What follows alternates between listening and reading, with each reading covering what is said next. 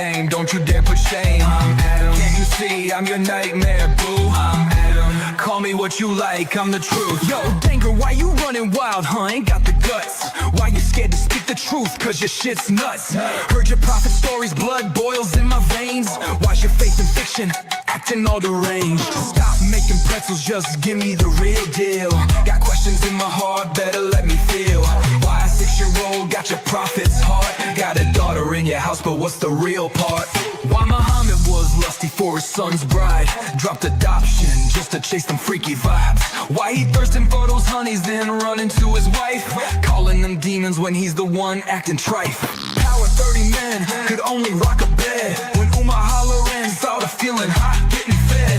Now be chomp on that steak, pump that beat instead. Divine blessings raining, dread in the kafir's head. What kind of God you serving? Lies flushed. Your story's so wild, even Hitler be blushed. Got more tales like this?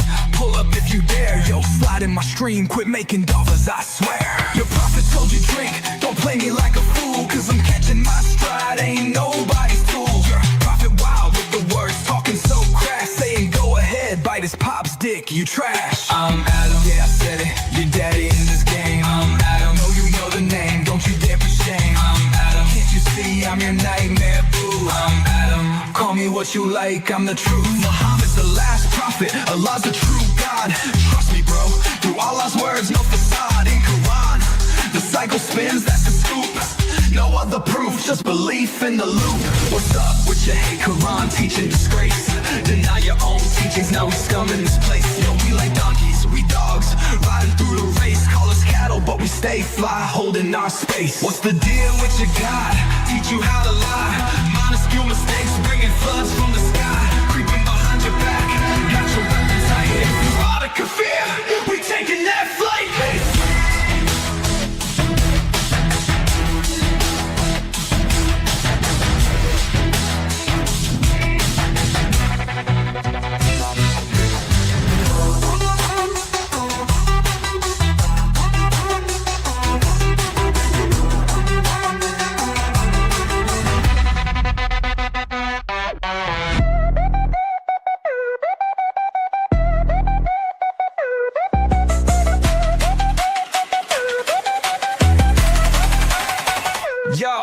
Yo, Bibby, listen up.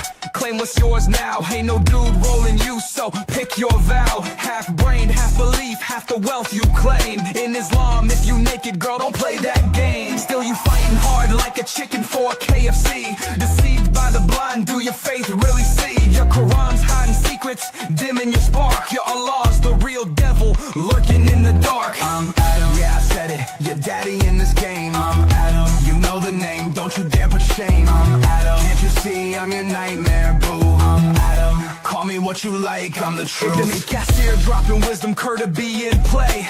You testing my gang, I'll expose your whole way. I see you fronting, acting like you legit, but your Allah know you lying out here playing that shit. Islam broke my heart, lost my crew, bond was through. Thought I found the truth, but it was a lie, who knew?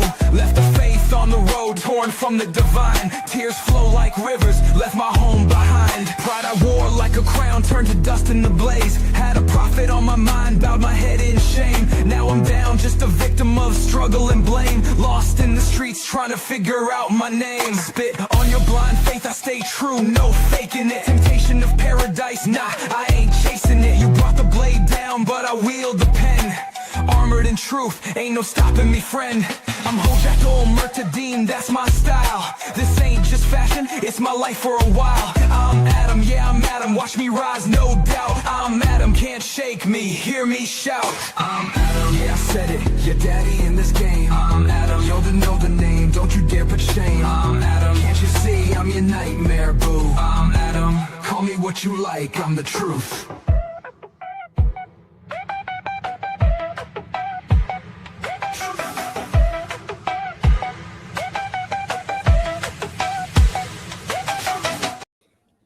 And hello everyone, this is your favorite Murtad live once again with Mr. Chase and Andrew. How are you two guys doing right now? Doing good. How are you? I'm doing very well, thank you. Doing good. Oh, Chase, like your eyes are on your forehead now? Yes. Yep. Okay. It must be really, really sunny out there. Mm-hmm. Mm-hmm. Yeah. Yeah. Very good. This is how Quran is written as well. You know, like we Yes. were discussing last time as well. The Quran 7 Ahruf. We were looking at many verses are gone. We were looking at 17,000 total verses. We were looking at surahs are gone as big as Surah Barat, as big as Surah Baqarah. So we have seen in essence part one that there is literally no evidence which can collaborate the statements of our friends and enemies that this Quran is perfectly preserved. So we have seen that last time. Is there any doubt? No. So be not among the disbelievers. Perfect. Not on So our end, don't at be least. among the disbelievers. Yeah, that is so true. Mm. Oh, you have a cat? Yeah, we have a little foster cat we're keeping in this room right now. Oh, you need to test one thing. Put the Quran and let's see if the cat actually steps on the Quran because cat is Hold not on. supposed to step on the Quran, okay? Hold on. You can don't do it right now. Don't like it's gonna waste some time. So do it like after the live stream and make a video and let's see if the cat steps on the Quran, okay? Because Is it doggy an steps Arabic on the one? Quran, cat doesn't. Is this an Arabic cat or No, it's a it's pagan not cat? an It's It's a a pagan cat. pagan cat. Man, that's a pagan cat. That's the problem, you know. The pagan cats do not respect the Quran. They can't even read Arabic. That's the problem with that. She's thinking about it, so I'll let you know. Well, I'll keep you posted. Yeah, let me know because if it is a non-Arabic reading cat, then obviously she might. So we need some Arabic cat to do this test so that at least she would know that she needs to read it and not step on it. But anyhow, long story short, uh, last time we went through so much extensive data in a couple of hours. I think all of the audience who are here, if you have missed it, do watch the part one, which is very, very important. Today, we are going to go one step further and we are going to see what is the narrative of how this remaining Quran that we have is collected. So, understand that part. Last time we figured that out, that Quran is absolutely not complete. It's absolutely not complete. Today, we are going to see whatever is the remaining Quran that you have right now, how is this collected? Now, this is very important part as well. Then you can only understand why it is not, why it is incomplete. So to begin with, I'm going to share my screen.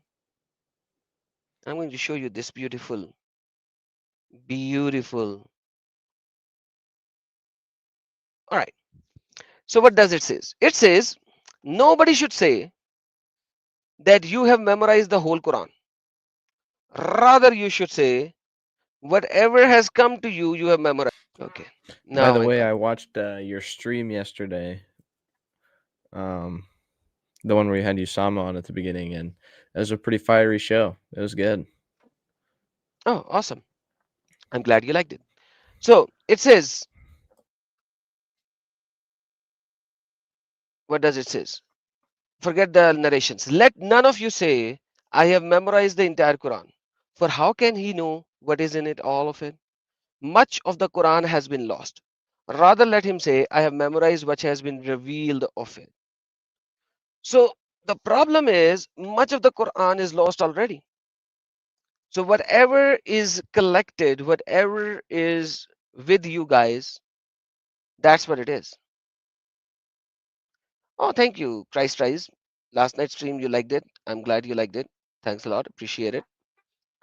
So what do we have remaining right now? That's the only thing.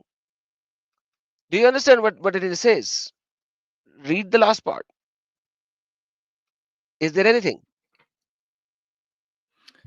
He's specifically memorized what has been revealed of it, so it's coming in the portions, right?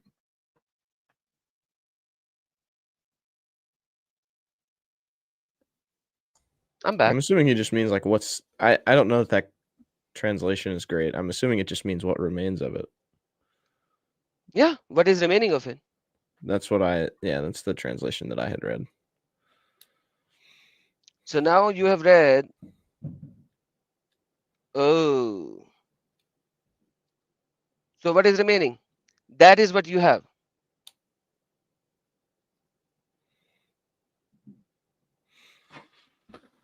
Is that what is remaining?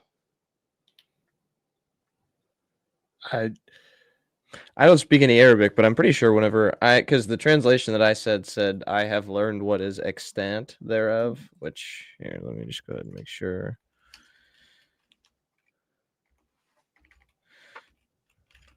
There are many variations of it, but we are talking about just one right now.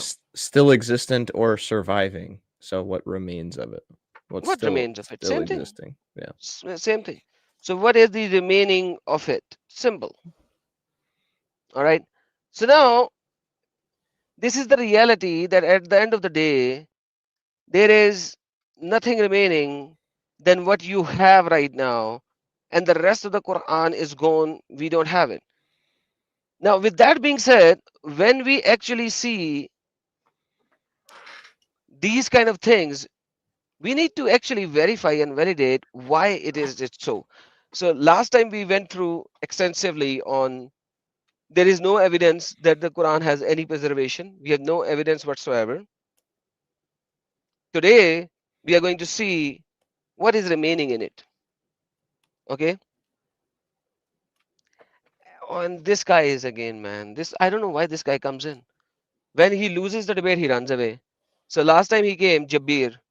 You Oh, saw Jabir. last stream, right? He Mm-hmm. he ran away as soon as his argument was destroyed. Mm-hmm. I don't know why he comes in. With the creation of Adam, right? Yeah. Now he ran away again. So he just runs away every time his argument is destroyed. And By the then way, yet again he has to come in. that was a fantastic argument about creation, where everything was created by the word, and then Adam was not created by the word. It's good. Alhamdulillah. But that is the claim of Allah. Even though everything is not created by the word. We can go into that as well. But I just wanted to show that Adam isn't, because Allah did created everything in 6 days or 8 days, depend on which narration you actually read. And in these Sure. creations, Allah is doing some creation somehow. So that again is a problem in that sense as well. But like that's not the point right now. Let's forget that. Let's come to our understanding of collection of the Quran and Quran not being preserved. Jabir, will you run away after 5 minutes when we have a conversation and No, you are I'm not losing? running away. I'm not running away. You Yeah. did that last time and the time before it. Yeah, I had to pray last time. I told you. It doesn't matter whether you need to pray or not. The prayer time is too long for you to run away within the middle of discussion. Wallahi. Yeah. We'll see. Wallahi, no, wallahi. You say wallahi and then you guys lie. Your Muhammad actually lied after saying wallahi as well. Prove it. Prove it. Prove it, prove it, prove it, prove it. Your Muhammad said, wallahi, I will not give you rides. And then he gave them the rides. What does that mean? Did he lie Give or him not? what? Give him right. Something to ride. 3 people came to Muhammad and they said, please give us something to ride, like a camel or a donkey. Uh-huh. And Muhammad said, wallahi, I will not give you rides. And then he gave them rides. Yeah. Prove you it, bring up prove the it, narration. prove it, prove it. Now proven. Naive. Even your prophet lies by saying wallahi and you lie by saying wallahi. Proved it, proved it, Okay, you didn't even show me the narration. But proved it, whatever. proved it. If I show you where's the narration, okay, Yeah. will you say that your Muhammad is a liar if I show you the narration? If it's authentic, it has to be authentic. Okay, what is authentic? It has to be sahih. I'll tell you the 6 books. Okay, That it has to be sahih. yeah. Okay, what if the narration is sahih? What will you do? I concede. What you can see it. I concede that that I don't know. And I have What to do you ask mean? for help. If I show you the same statement that I said to you in a sahih hadith, will you say that your prophet is a liar? I guess. Just show it. No, not guess. You come on. Really? You guess? He said, wallahi, I will not give you rides. and then after a couple of days he gave them the rides. He did not say anything other than, oh, after 3 days I'll give you a ride. Or At least he fasted 3 days after, because in the Quran says if you break a vow, you have to fast 3 days. At least he did that. perfect. All right, friends, listen. So you lie and then you fast for 3 days. End of That discussion. that's how you get out of it. Like Yeah, for that's any that's type of, that's a beautiful. So lying is, you lie to anybody, then you fast. And if you don't want to fast, what do you need to do? Feed 10 poor people, right? yeah. Average Chapter food. 5 So verse so 89. yes, you lie to me by saying wallahi, and then you will go out and you feed 10 people average money. Where do you live? United States. United States. Guys, Chase, what is an average McDonald's meal in the United States? $5. $5. So you spend $7. $50 Roughly, yeah. or $70, and that's it. That's the value of your oath, man. I I have a lot more money than that. Yeah, that is why you lie a lot more, because you have a lot more money than that, so you can lie even more. Thank you so very much for proving my point. Yeah, I'm kind of broke right now. I need to be pretty honest. Yeah, but like Javeer has a lot of money, so he can lie a lot. So because Who? the Javeer, what's your name? Yeah. Oh, you're talking about me. I got plenty of money. Yeah, he has plenty of money, so he can lie plenty of times. But I'm gonna mostly use it for college though. So Yeah, but like That's that's good. what Save you're your money. doing. yeah, I'm saving my money. So save your money, stop lying, okay? Okay, that's Be fine. wise. Be wise. Well, actually, if he wants to save money, he should lie, so that way he has to fast for 3 days and he can't spend money. No, on that's food. not how it works in the Islamic jurisprudence. You have to feed the 10 people, and if you can't, then you have to Or fast. no, there's It's nothing not, called it's if you not like you can't. choose. It's like It's nothing called. There's a pick and choose, or free a slave, or fast for 3 days. yeah. So can you free a Anyway, slave? no, Okay, then it's banned in you the can United be. You States. gotta instead. So the modern interpretation of that is to pay reparations. Actually, Oh, he said something. He said it's banned in United States. So slavery is banned in United States. So Muhammad, if he was here in United States, he will be in jail. I agree. If he was in the United States. Perfect. So the But what's morality the of point? Muhammad is No. not even I don't believe in the not U.S. even morals. better I don't than the believe in the United U.S. States morals. moralities. I don't believe in the U.S. morals. Then why the hell are you here? Get lost. Go which to one? Saudi. Which I one was born and live in raised in the Saudi specifically? or U.S. Iran? I have no choice. I was born and No, raised you in have the a lot US. of choice. Do you have a US passport? Yeah. Then you can go to Saudi today. Go live there. Can you? I went to Saudi this year. This year for No, you Umrah. don't. You don't even need a visa. You can just go there. They'll give I you the know. stamp.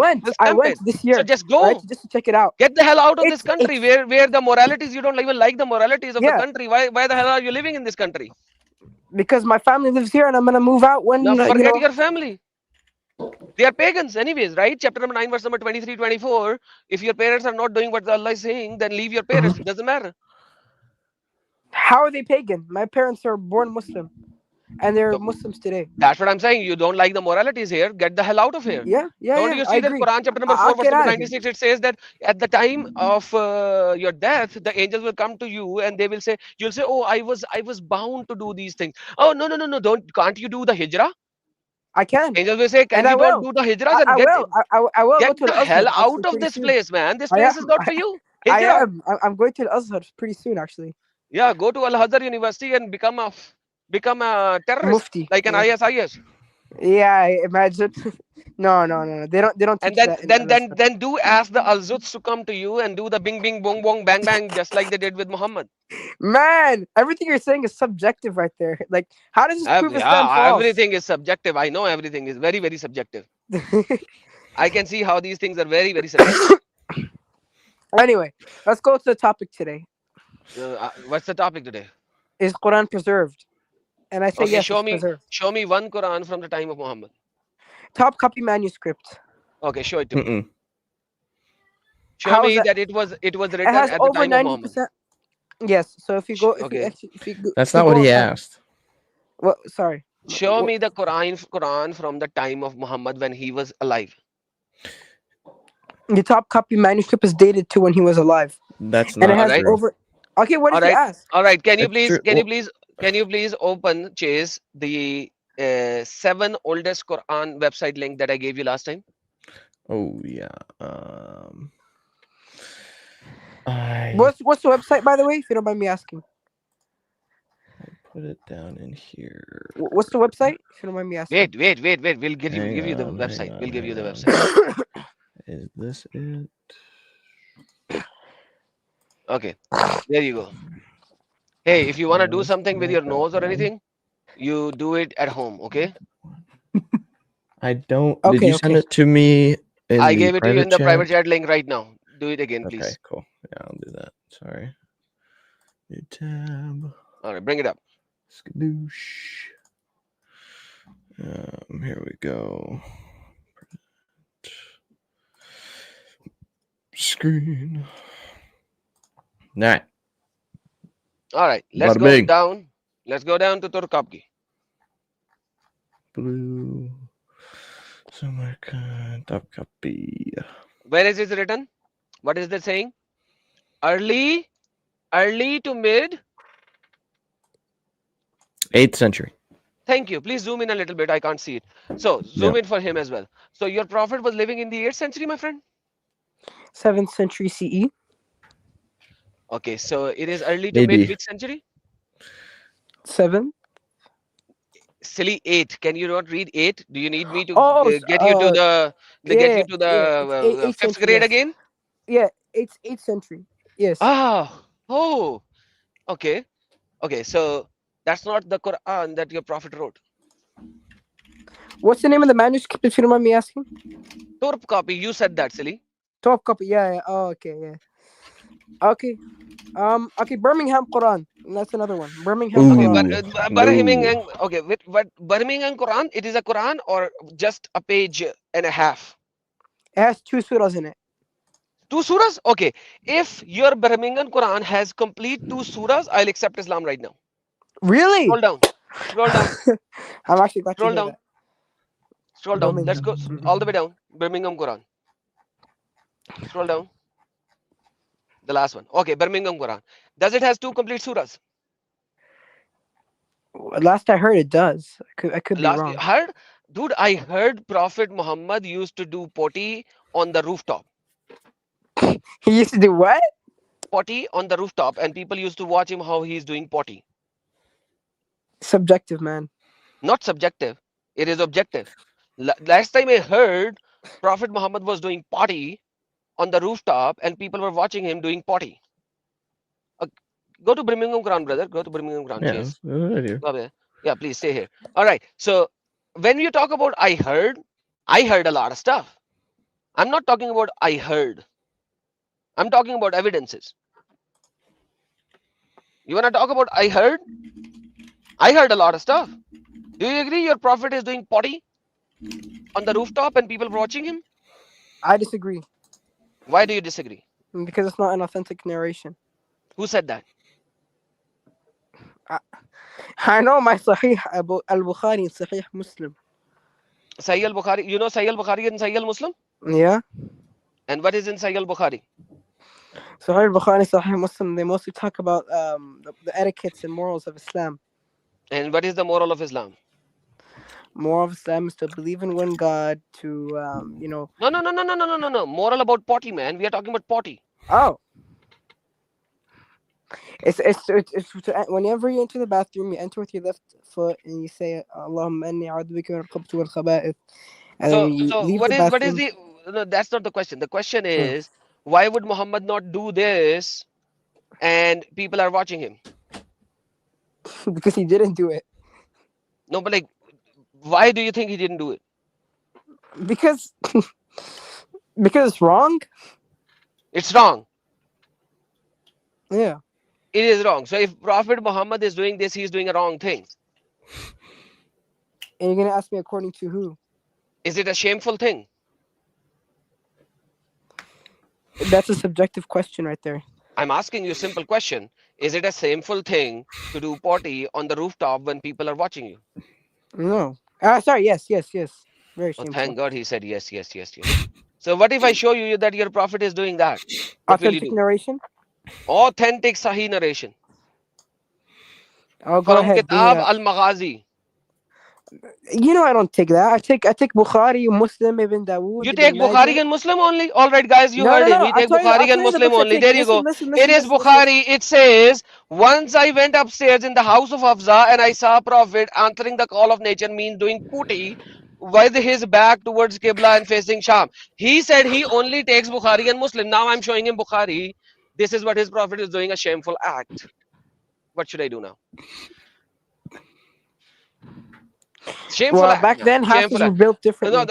nothing called back then. You just said these Mhm. are etiquettes that has been said, and Muhammad cannot do these things. And you don't take Maghazi, you only take Bukhari, and now your Prophet is doing that in Bukhari.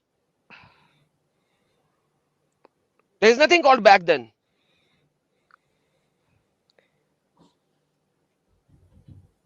I was gonna say they never had bathrooms back then. Does that matter?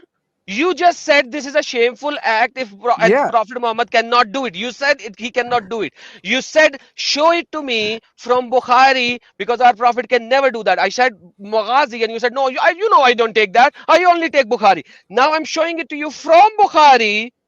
Now acknowledge that your Prophet was a bad person. You said he was bad and then I said shameful. You agreed it's shameful. So now say that your Prophet was doing a shameful act. Okay. Okay. I acknowledge. You acknowledge. Thank you so very much. All right, guys. He acknowledged that his Prophet is doing a Wait. Let's go shameful back to act. Birmingham Quran. No, we'll go there. We'll go there. But at least, guys, listen. He acknowledged his Prophet was doing a shameful act. Thank God he acknowledged. Wallahi, this is beautiful. This is called a ball out of the court. Do you play cricket, I Jabbir? Yes. Yes, I, Eddie. I Oh, just wanted to no, I don't. include on a very quick AI But search. I know what it is. They I know what had cricket is. they had regular bathroom systems in the Middle East dating back to 3200 Not BCE. into that game. So they did definitely have regular bathroom systems, and they had ceramic toilet styles by the 7th and 8th centuries CE. So Hello. there was some kind of bathroom available to him. He didn't necessarily have to use the roof. So just wanted to correct, just slight correction. They did No, have no. bathrooms. Let me listen to Jabbir. Jabbir, what are you saying? Oh, I couldn't hear you. I said, I don't know. I don't know why, but I couldn't hear you. So you are saying at the time of Muhammad there were no bathrooms, right? No. I have a question here now. Does Allah knows everything? Yes. Does Allah know the bathrooms? He knows that they're going to exist. Okay. Does Allah know about bathrooms? What's that? Does Allah know about bathrooms? Does Allah know bathrooms? About ABOUT, about bathrooms. Obviously. Obviously, okay. That's not obvious.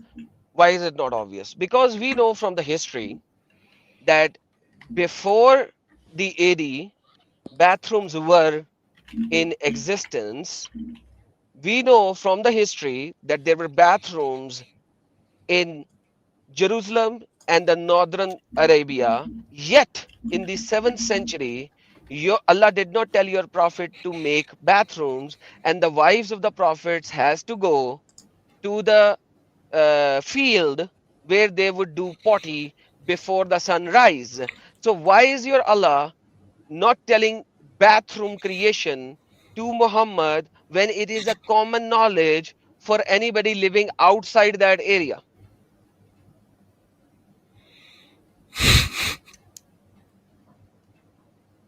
Does he like to make the life difficult for the wives of Muhammad, and he ran away? He keeps doing this, dude. He's gotta pray, Adam. He's gotta pray. He does not get up there. He just needs to run away from here now because he's demolished again. Pull up Voyager's last chat. This man, Multiple.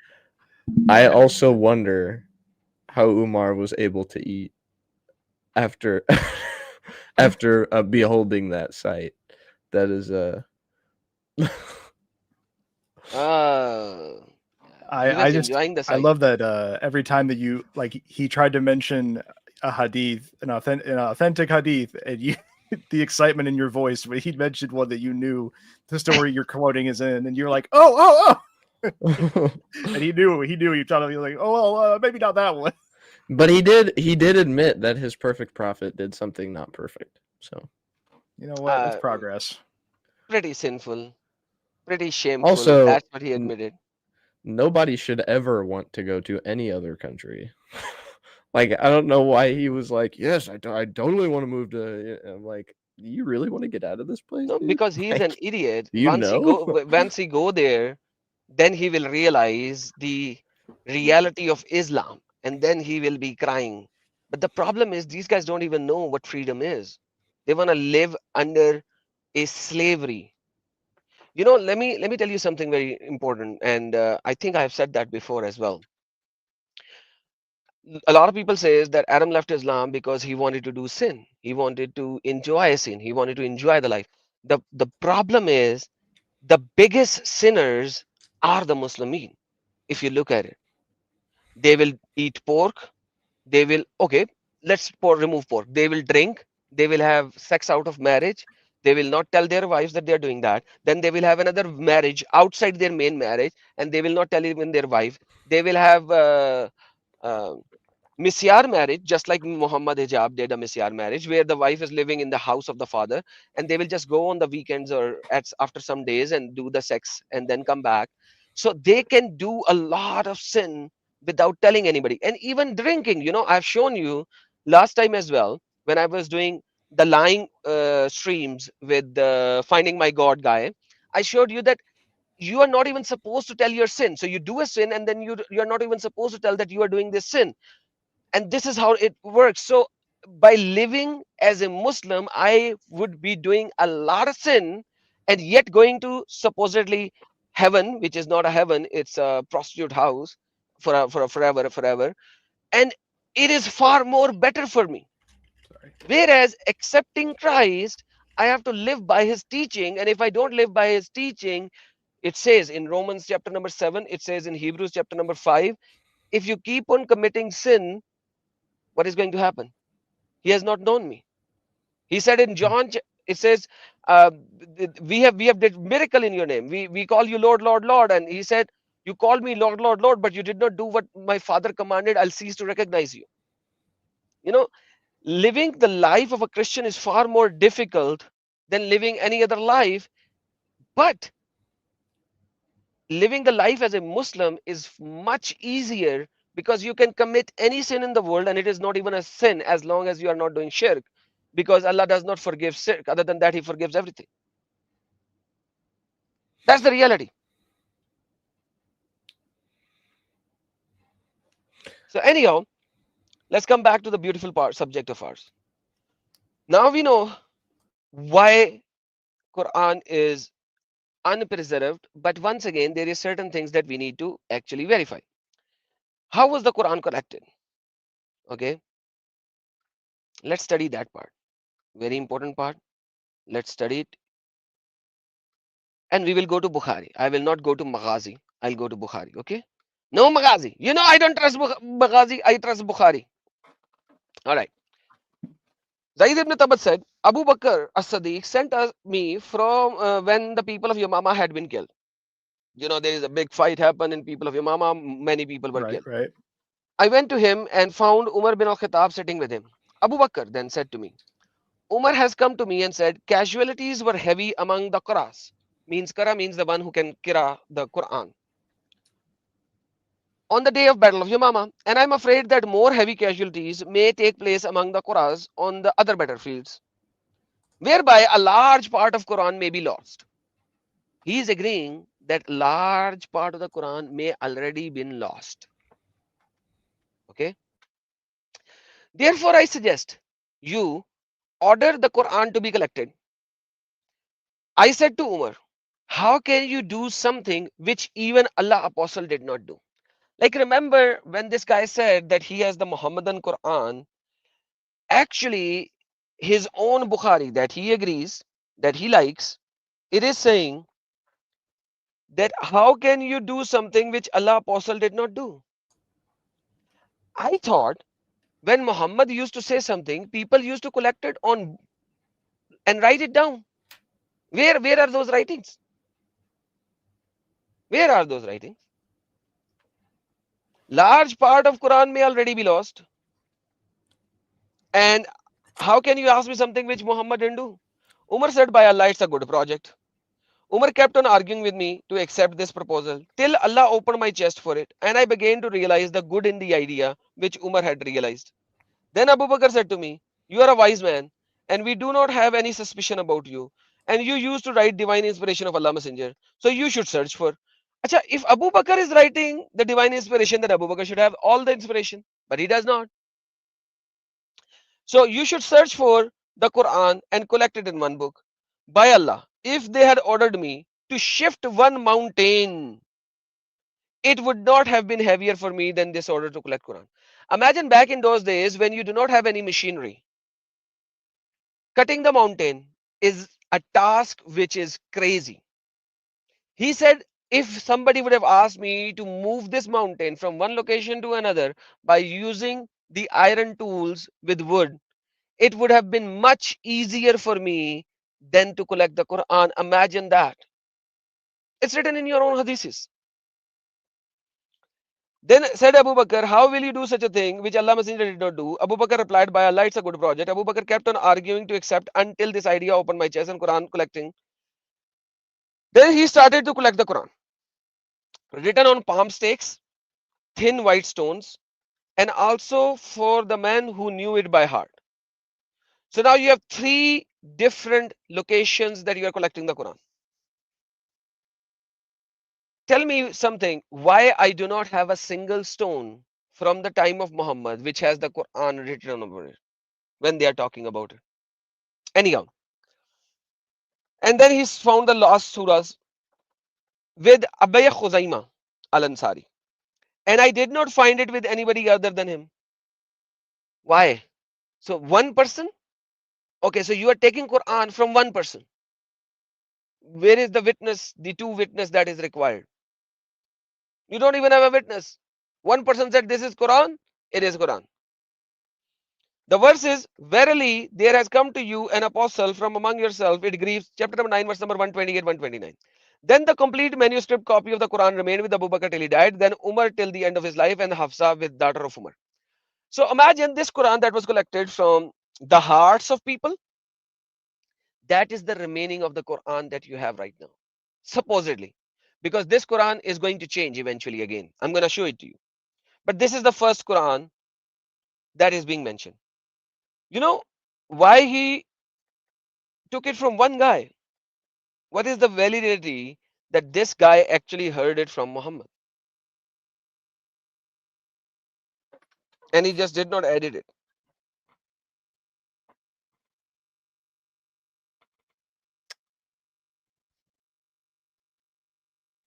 Think about it. Tell me. So this man was just on his own, no witnesses. Mm-hmm. And what are the odds he heard it from Muhammad? What is this John guy saying? Hey, John guy, you have somebody you want to debate, bring him in. Why are you becoming a messenger of somebody else? So you do not know what we are talking about, but you are becoming a He's- messenger of somebody? He said that his audio isn't working very well, so he's got the. he's Yeah, got but some It doesn't audio matter issues. Yeah, when, but if his he's- audio is not working, he can just listen to us. But why is he being a pigeon messenger of somebody else? Well, because I said he can come up and join, and he said, well, in the meantime, I told him that he could join our Discord, and he said, well, I have the Discord of Dean and Orthodox I don't care about Muslim. what he And has. What he has is we are live. You want to talk to me. I'm presenting these facts. Chase and Andrew are currently learning. So you want to talk, bring your scholar here. We'll talk. What's the problem? Yeah, hey, bring Dean, bring Orthodox Muslim. Tell him we're alive. Yeah. Bring anybody you want to bring. Stop becoming a messenger of somebody else. You want to work as a postman? There are so many postman jobs open. Go work as a postman over there instead of YouTube. I don't like postmans. Okay? Don't be a postman here. So basically what happened is the father of Khuzaima, he is Abi Khuzaima, but there was a guy named Khuzaima. You know, his testimony is equal to two guys. You know why? Why is that? Because he lied for Muhammad. That's why. Hmm. Because he lied for Muhammad. That's why. This is the hadith. It was narrated from Umar bin Khuzaima that his parental uncle was one of the companion of the Prophet, told him that the Prophet bought a horse from a Badwan and asked him to follow him so that he could pay him for the horse. So the horse, the deal is done, but payment has not been done. So it's not bought yet. Okay. There is a deal, verbal deal is being made. Payment has not been done. The Prophet hastened, but the Badwan was slow. Men started to talk to Badwan and made him offer of the horse. And they did not realize that the Prophet had bought it until some of them offered more than the Prophet has bought it for. Then the Badwan called out the Prophet and said, "Are you going to buy this horse or shall I sell it?" Now Muhammad hasn't paid for it. So he is saying, "Are you going to buy it or shall I sell it?" The Prophet stood up when he heard him calling and said, "Have I not bought it from you? You made a deal, you did not pay the money." He said, "No, by Allah, I have not sold it to you." And the Prophet said, "I bought it from you." The people started to gather around the Prophet and the Badwan as they were talking, and the Badwan stated, "Say, bring a witness who will testify that you bought it." Khuzaima bint Habit said, "I bear witness that you bought it." And he wasn't there. The Prophet turned to Khuzaima and said, "Why are you bearing witness?" He said, "Because I know that you are truthful, Messenger of Allah." And Messenger of Allah made the testimony of Khuzaima equal to the testimony of two men. Because he lied for Prophet. Because he lied for Prophet. So That's what his we like to testimony, see. huh? That's what we like to see. Hey, wouldn't you know? Wouldn't you lie for the Prophet sallallahu alaihi wasallam when he was trying to buy a horse for you? You know, like I would totally just get in. I'd be like, heck yeah, he totally bought that horse. Hey, You know what I'm saying? I'll lie for less. You know, it's Yeah, that's what I'm saying.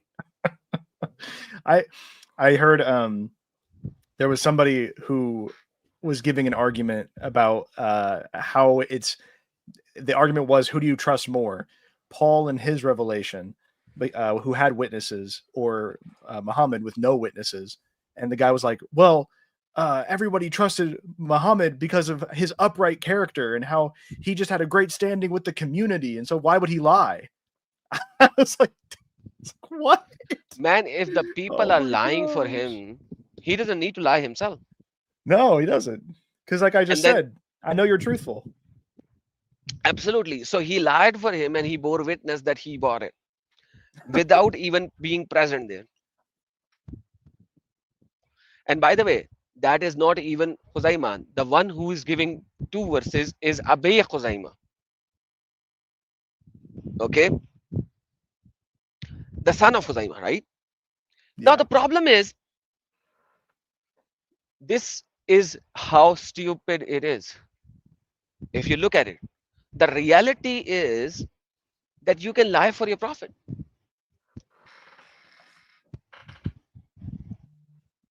And then prophet will say, okay, because he lied for me, his testimony is equal to two people.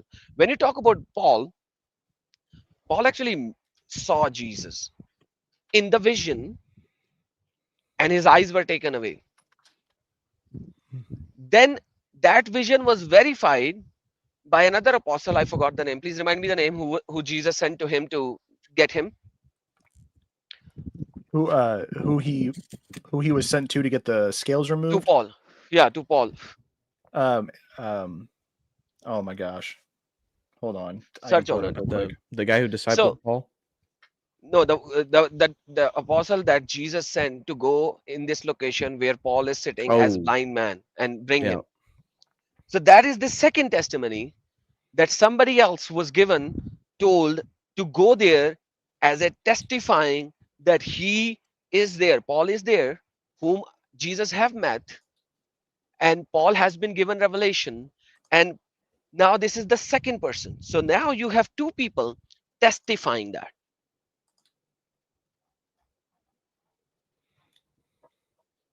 Ananias, thank you so very much. So Ananias was sent.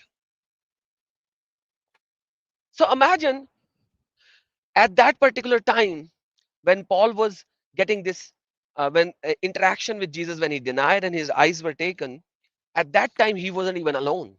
He had multiple people with him, the ones they were going to kill the apostles at that particular time. Yeah, Right? and he had soldiers with him too. So I mean, they saw him when he fell. I mean, they were immediate witnesses to what happened. Exactly. So they were the immediate witness, and then at the same time, Ananias was sent to him so that Ananias knows that why he's going there, and then he was talking with others, and they're like, "Are you going to get Paul? He used to kill us. He used to try to kill us." So imagine you have so many testimonies. Here you have a testimony of a liar.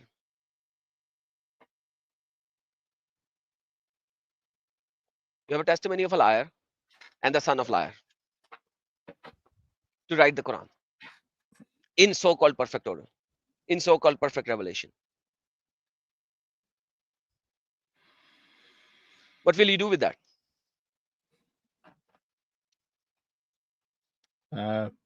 I guess you just gotta trust his word. You know, he's apparently, he knew the prophet was trustworthy, so you gotta trust his word. He knew. He had some pretty The good prophet insight. was trustworthy. He isn't. No. Is he? No. Maybe When he's lying for prophet, is he trustworthy? maybe he also walked in on the prophet one time having some time to himself on the rooftop, and he was like, maybe if I just like am really nice to this guy, he'll leave me alone. Hmm. If I get him this horse, he won't pee Yeah, off the rooftops he anymore. won't be off the roof anymore. That was the Okay. condition. Yeah, he forgot in the narration in Sunan Nasai, in between part of it, it was supposed to say, and he spoke to himself saying, maybe he'll leave me alone. All right. Now you got it. The first Quran was collected by lying. Okay. Now let's look what happened after a few years. So after a few years, now Umar is the Caliph. Okay. Anas bin Malik told Udaifa bin Yamama coming to Uthman. Uthman. Sorry. Now Uthman is in the Caliph. Having led the Syria along with the Iraqis and conquest of Armenian Azerbaijan, being alarmed at their different readings of the Quran. Now we have different readings. So at the time of Uthman, people have different Qurans already. Different Qurans. And you say somebody is going to say it's reading. So where are they reading from? From their hearts? If it is from their hearts, why would he burn it?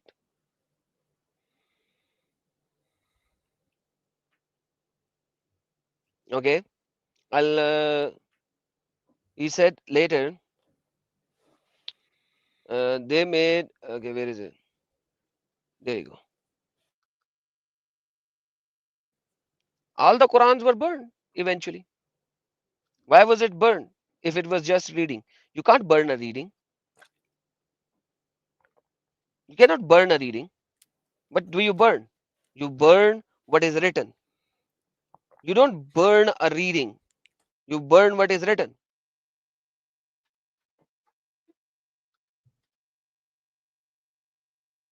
How does that happen? I guess you kill the people who are reciting it incorrectly. Okay, so you kill the people, not burn the copies of the Quran. So basically, at the time of Uthman, what happened is there are different readings of the Quran. Said Umar, commander of the faithful, and the people before disagree with the book in the manner of Jews and Christians disagree. By the way, they have to bring Jew and Christians so for some reason. Uthman therefore sent a message to Hafsa asking her to send a sheet to him so that they make copies of them, after which he would return to her. Hafsa sent it to Uthman and he commanded Zaid bin Tabat, Abdullah bin Az-Zubayr, Saad bin al-As and Abdullah bin al-Haritha, 4 people, not more than 4, who made copies of them. Uthman gave the instruction that 3 members of the Qurayshi that when the Zaid bin Tabat disagree about anything in the Quran, they were to write it in the dialect of the Quraysh. So now Quran needs to be changed according to the Zaid's Arabic. So whatever Zaid says goes. Where are the words of Allah then? What happened to the words of Allah? Now Zaid's words goes. One single guy.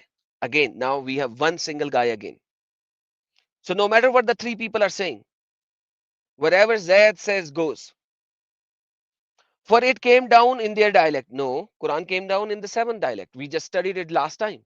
Sabat al-Ahruf, 7 haruf, 7 letters, not in the letter of Quraysh. So Uthman made sure that the 6 other types of Quran should be removed.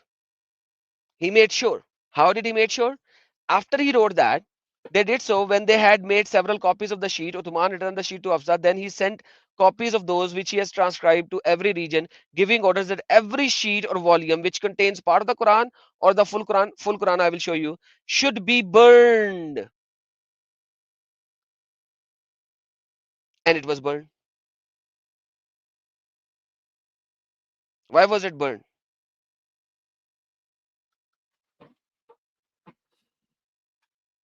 Why was it burned? So there is no evidence. Remove the evidence. Yeah, they remove all the evidence that there were, then push that there was only ever one. Absolutely. And then Made do a really sure. poor job. He made sure. He no, but I'm sure Uthman, he did a really great job, but then the Muslims after that really made things really difficult.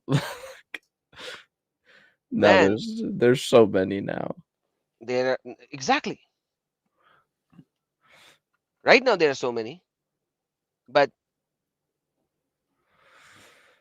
at that time,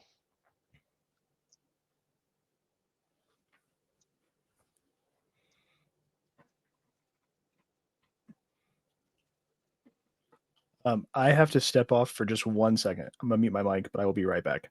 sure, take your time, no worries. So at the end of the day, what is the evidence that the Quran is preserved? None. What is the evidence that the Quran has been changed? A lot. Quran has been tampered with, Quran has been altered with, Quran has been changed, Quran has been altered with by the Sahaba. A lot. A lot.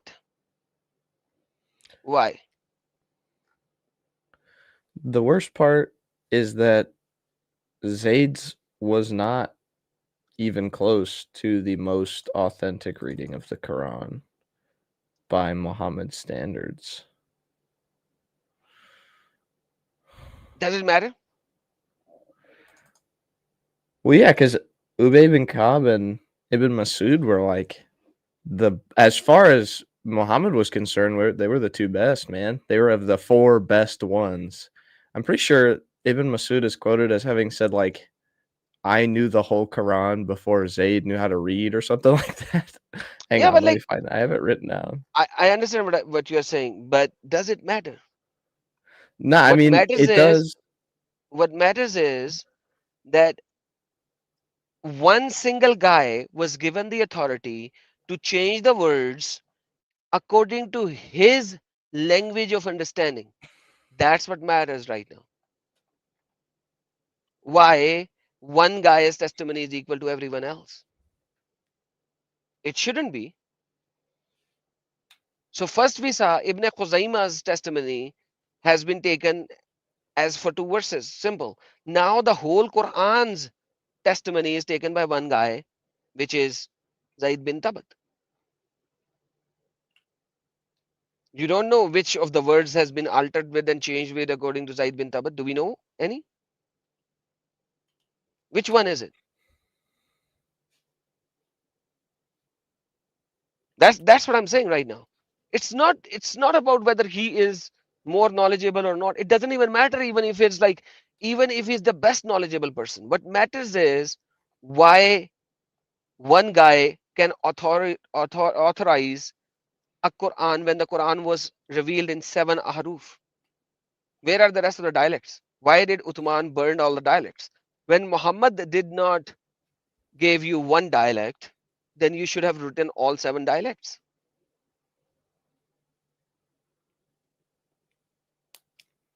That is weird, isn't it? Because Muhammad said that was revealed in 7 dialects, but then Uthman burned the other ones. But then Muslims still now will say that it was revealed in 7 dialects, and they supposedly have, and they do have 7 other Qurans in different dialects. I thought they were all supposed to be gone.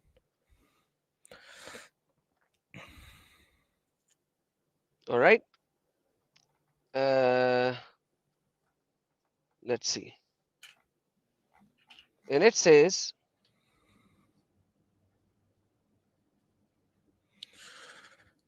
whole copies. Quranic material, whether written in fragmentary manuscript or the whole copies, to be burned. Like I said, there are, like, he burned every Quran, whether it is whole copy or part of the copy. So there are whole copies as well, and he burned them. Why would he burn them? To remove the evidence. So why would he burn the whole copies? So he wanted his variants of the Quran to be the main variants, and he wanted nobody else to raise a question at him whether he wrote it correctly or incorrectly. He wanted his version of the Quran, no matter what is in his version. That's why. Otherwise, what's the problem? Well, leave it as is.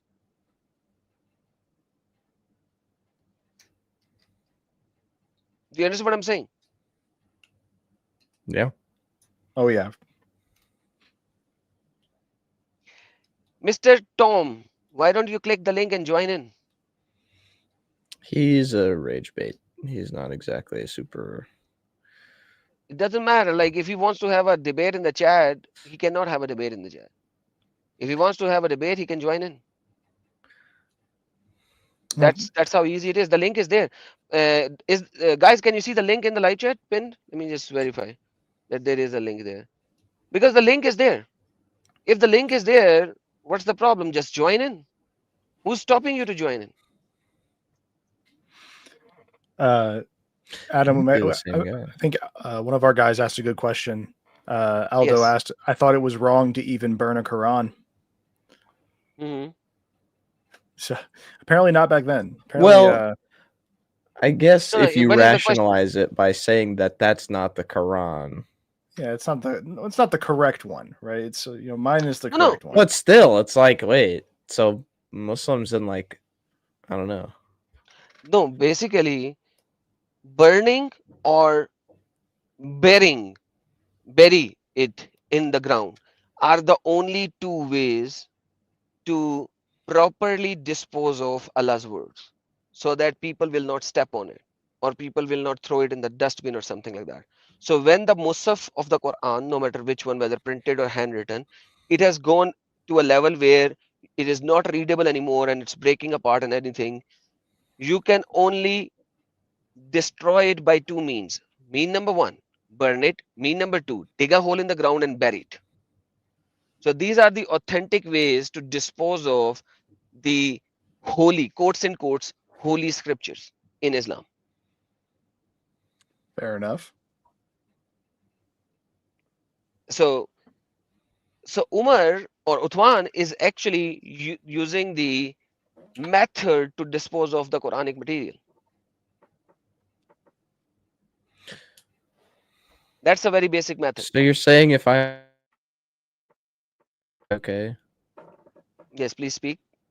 You cut out. Oh, I cut out. I said if I make a video burning the Quran, everything will be okay. No, if you make a video like that, then you are mocking. Now Oh. you will be punished because you are doing a mockery. So if you don't make a video, then you can burn as many Qurans as you want to. Okay. Noted. All right. So don't make a video and keep on burning, and it's all good. Sounds good. No, Protestant believer, please don't do that. You will have a problem in your backside forever. Yeah. That sounds like Alright? it does not make good toilet. There's no way. Yeah, no, Yeah. definitely not. Dude, And it's what? just gonna clog your pipes. Don't do that. Oh, nah. Yeah.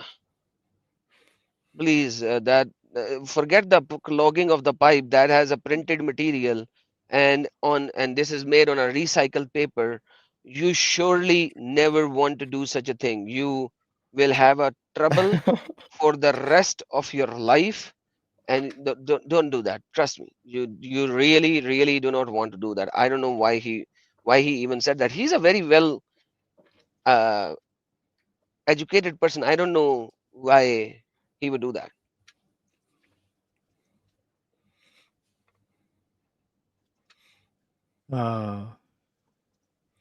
Okay, so never do that. Never do that. Okay. Okay, just a second. You know, uh, there was a imam who was wearing a very short shirt. You know about that?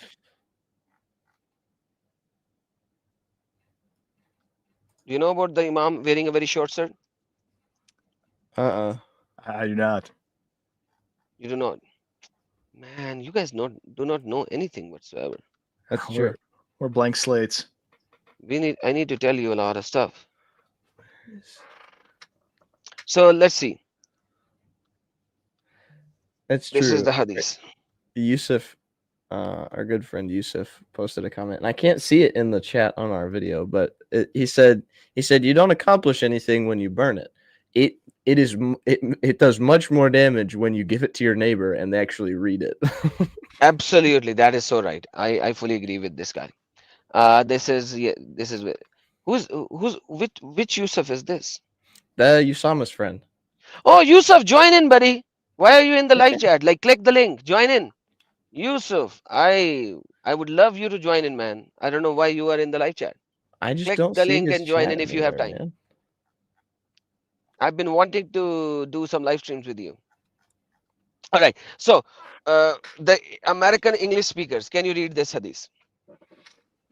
Yes. Oh, I can read it. Read the whole thing. Yeah. Okay. We were at a place which was a thoroughfare for the people, and the caravans used to pass by us, and we would ask them, "What is wrong with the people? What is wrong with the people? Who is that man?" And they would say, "That man claims that Allah has sent him as an apostle and that he has been divinely inspired, that Allah has revealed to him such and such."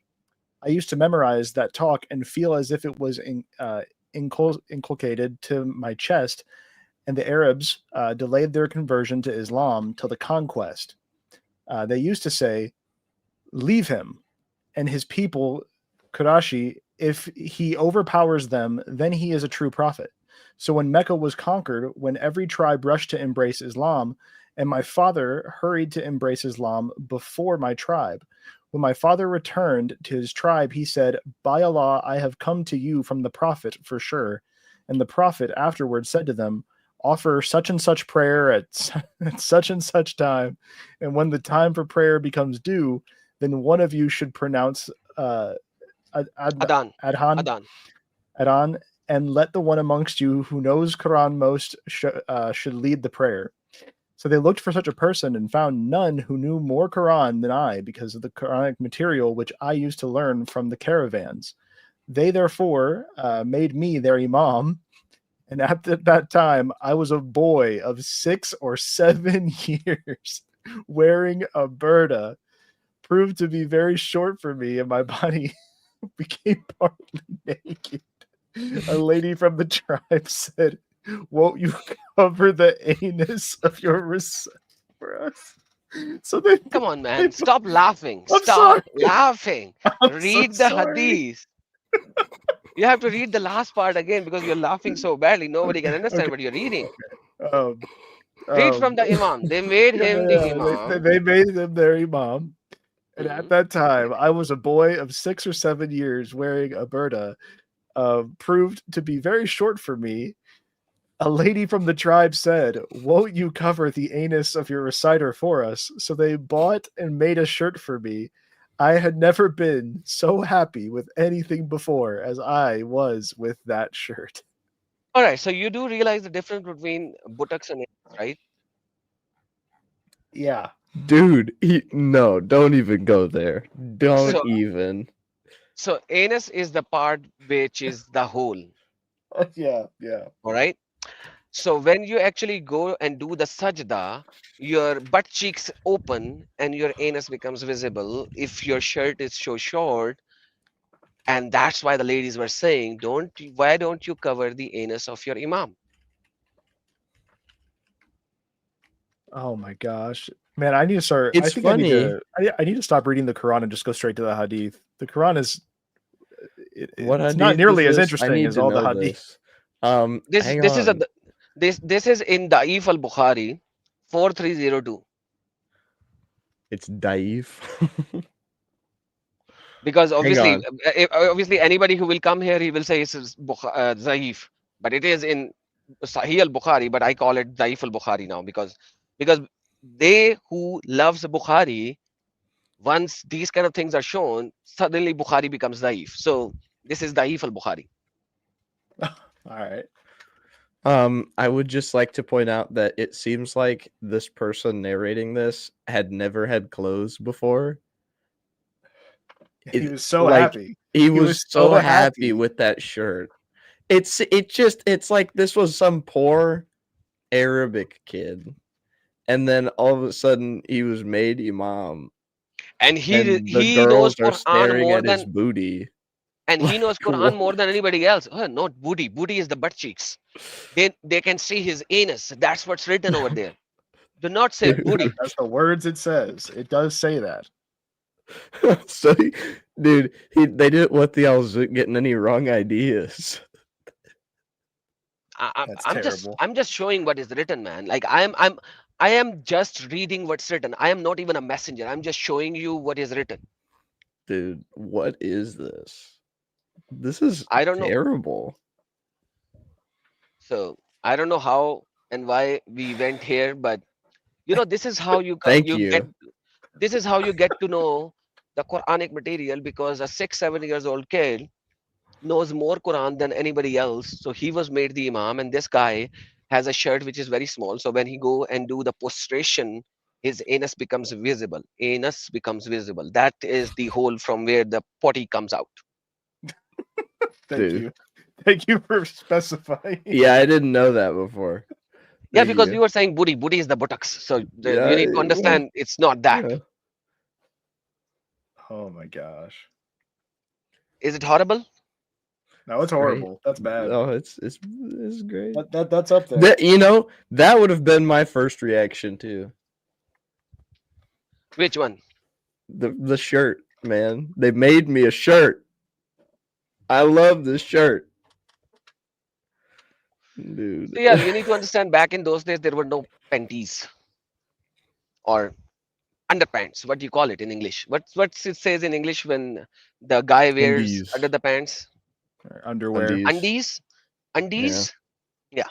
So people were wearing barda. Barda is a long shirt, and that's it. There's nothing underneath it. There's nothing His was underneath. not long. This is a Yeah, because 6 or 7-year-old kid, and they couldn't manage to find a burda that was long enough for him. yeah, because was- What? because he was in a growing age. He was getting tall, and his barda was getting short, and then he went and prostrated, and Nah, but they're bam, 6 years old. I mean, come on. 7. Dude, now you're sounding like a Muslim.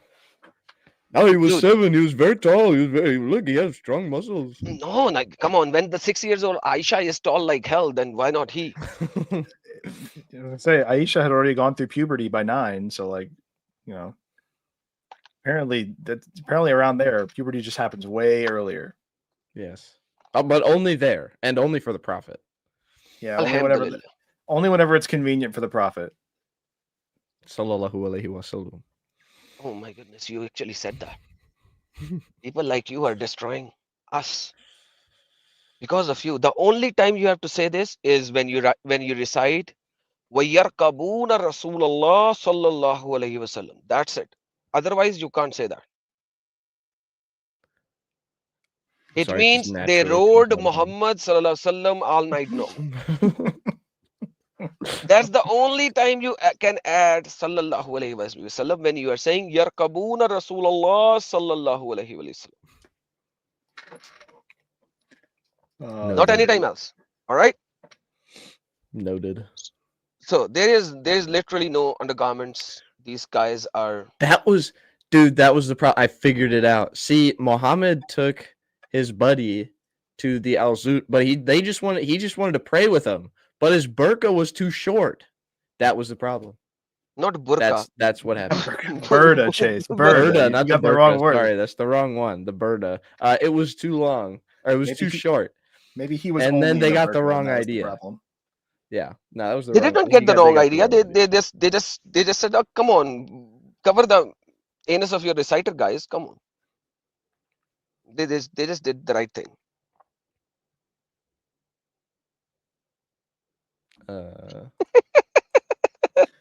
Hey John, what's Yes, your problem, man? we do have a Why can't we have you our just Discord link somewhere. click the link? We should. Oh, it's probably not in this one. Now that I think about it.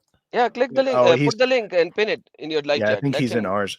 Yeah, we can No, put the no, link. no. Yeah, the Discord server link is in here.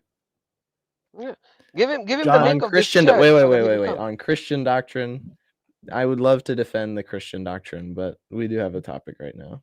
Yeah, this stream is specifically on the Quran's preservations. We're not answering questions on Christian doctrine right now. If you want to come join our Discord, you can come talk to us on the StreamYard link right now. But if you want to join our Discord as well, you can do that. The link's in the video. Yeah, I'm pretty sure we have Bible. Yeah, so so we have a Bible talk. That's not really, but we have just general chat that you could come in, say hi.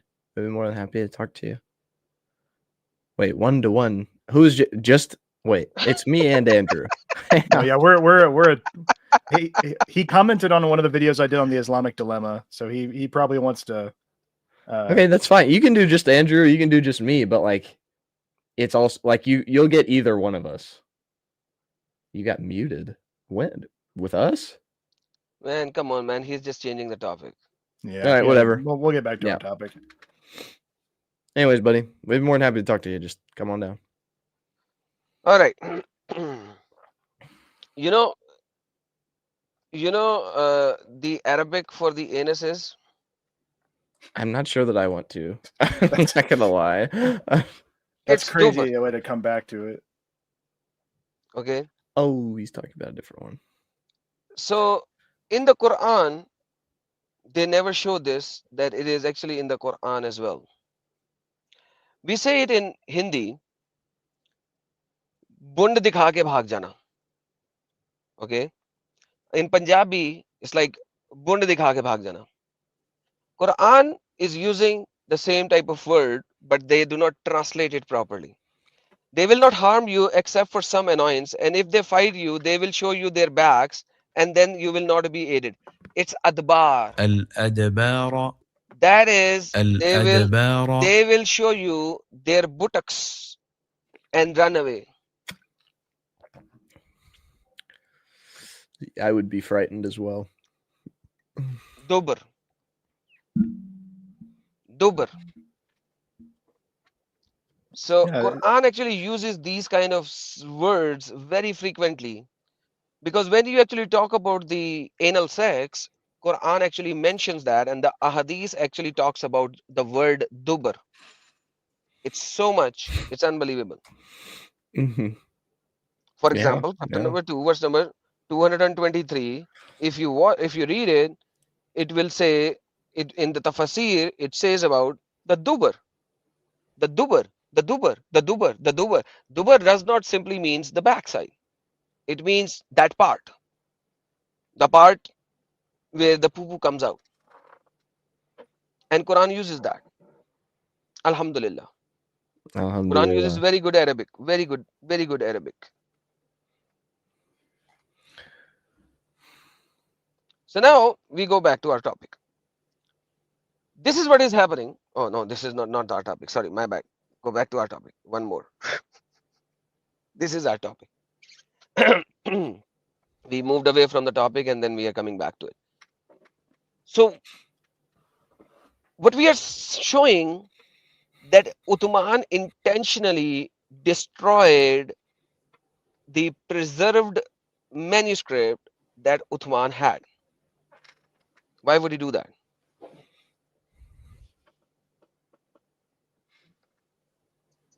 Think about it. Because Why would he do that? Think about it for the sake do that. oh, Adam, you broke up really bad there. Yeah, I couldn't understand a word you just said. Yeah, why would he do that? He would do it because it didn't match the determined the determined Quran that they'd chosen. Hide all the evidence. Okay. Did I get it wrong? Because he wanted that the Quran that he has written, should not be questioned about. True.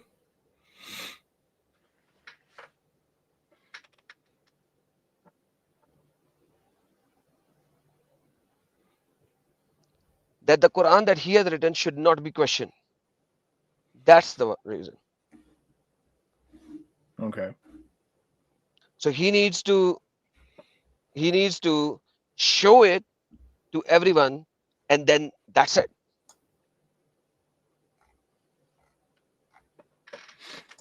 Makes sense. Makes sense. It's a good way to seize power.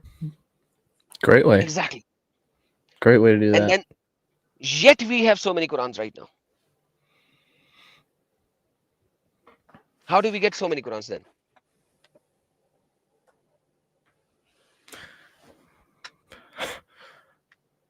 Perfect preservation is how they got all Okay. those Qurans. Adam. No. Perfect Let's go- preservation. Let's okay, let's go back to the oldest Qurans website. Yes, let's do that.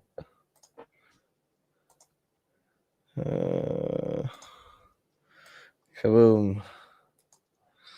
We're back. Okay. Share screen. Let's look at the blue Quran, which is the latest one, like 10th century, 9th century. Got it. Let's show it on screen. Oh, I'm not showing your screen. Hold on. Okay. It's the top one, the blue Quran. No, show me the Quran, Musaf. The what? The Musaf. Show me the Musaf, the paper, the Arabic. This part? Yes. Okay. So what happened is, this is which century? If you can go up and show me the century, late 9th century? Nice, yeah. Late 9th century to early 10th century. Okay. Can you see any diacritical marking on this one?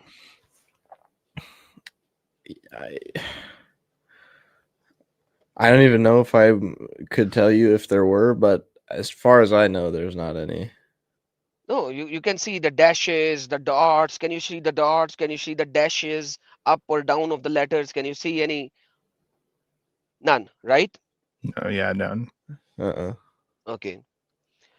Muslims claim that Hajjaj bin Yusuf put the diacritical marks on the Quran. That's their claim. Okay. They claim that it was done in early 700, means early 8th century, right? Like in 714, Hajjaj bin Yusuf died. So he must have done that somewhere around in 705, 702, 703, 693, whatever. Right? Somewhere around that. True. They say that he was servicing under the Abdul Malik, and Abdul Malik Caliphate ended in 705. So they say he probably did that around 705, 702, 701, somewhere around that. Okay. So if he has done that in early 8th century, why do we have a 10th century Quran which doesn't have diacritical marks? That is confusing. Just curious, Adam, what is this word? Which one? This one? I have no The bloody really idea. long, the really So ri- it's long. a I was graph. just- So zoom in, I've been staring at it. zoom in long, more zoom in. It's not gonna actually zoom in on the picture. Okay, zoom in.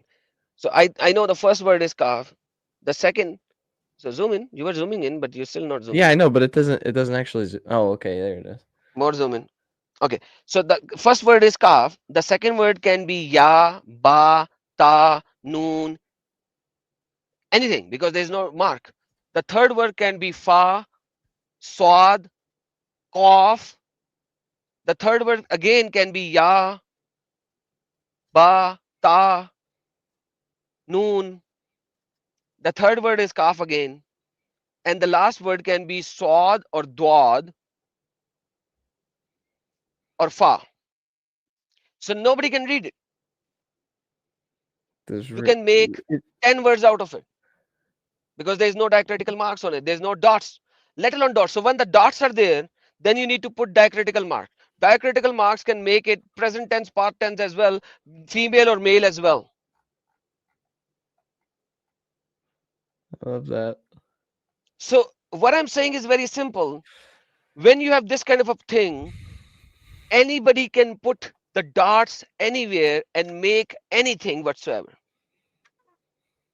Then somebody can come up and put diacritical marks and make it anything. And that is why you have over 40 versions of the Quran.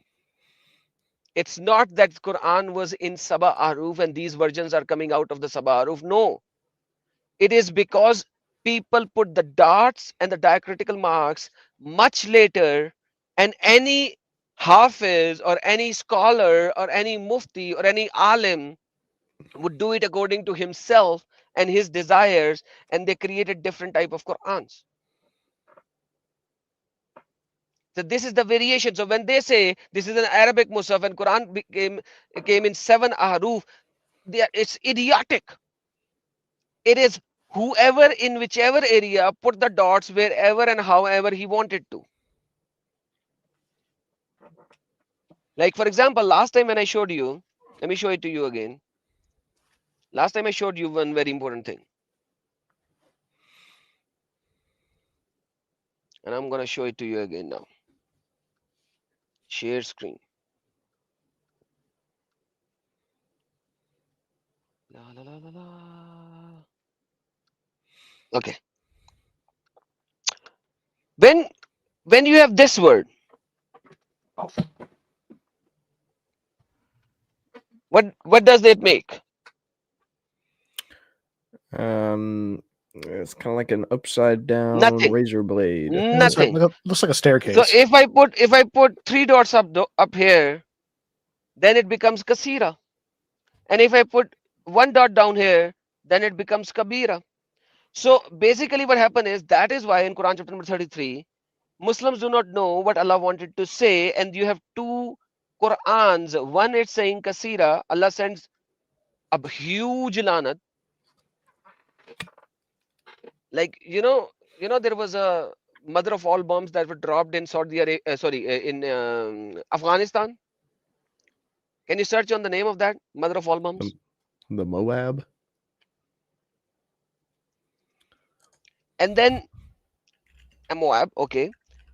And then basically that's the problem. Like anybody can put anything anywhere, and that is why nobody knows whether Allah sends huge lana, one big Moab lana, or Allah sends machine gun lana.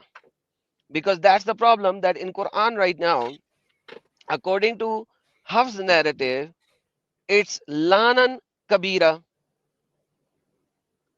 It's lanan kabira. It's lanan kabira. And according to Warsh narrative, it's lanan kasira. Because one guy put the dots up top, one guy put the dot in the bottom because Quran did not have the dots at that particular time, and then whoever is putting the dot wherever made it as such. One word. Wherever you put the dots, make the difference in the word, in the meaning of the word. So does Allah sends a huge lanat, which is curse. Lana is curse, if you don't know that. So does Allah send a huge curse, or Allah sends very small, many curses? You know, have you seen the Terminator 2, the movie? Mm-hmm. So in the Terminator 2 movie, Arnold or the Terminator actually stands on the window, and down there are like so many cars, and there's a machine gun in which, you know, the thing rotates. You know, the gun thing. What do you call it? The gun pipe. What do you call it? The thing in the end where the bullet come out. What is that thing called? The barrel.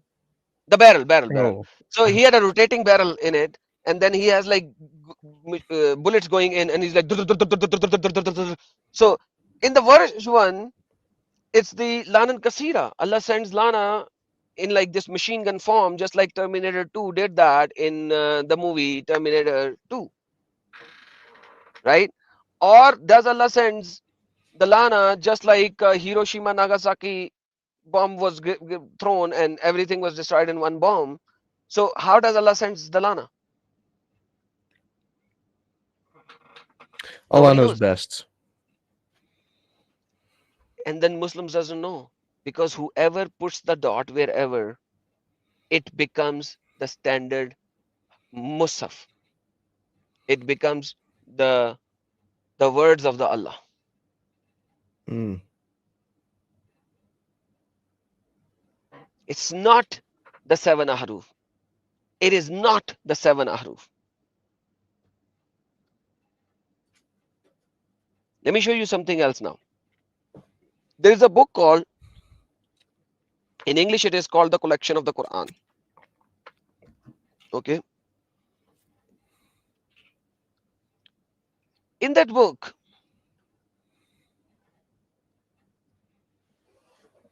let me just stop sharing and let me bring the other book.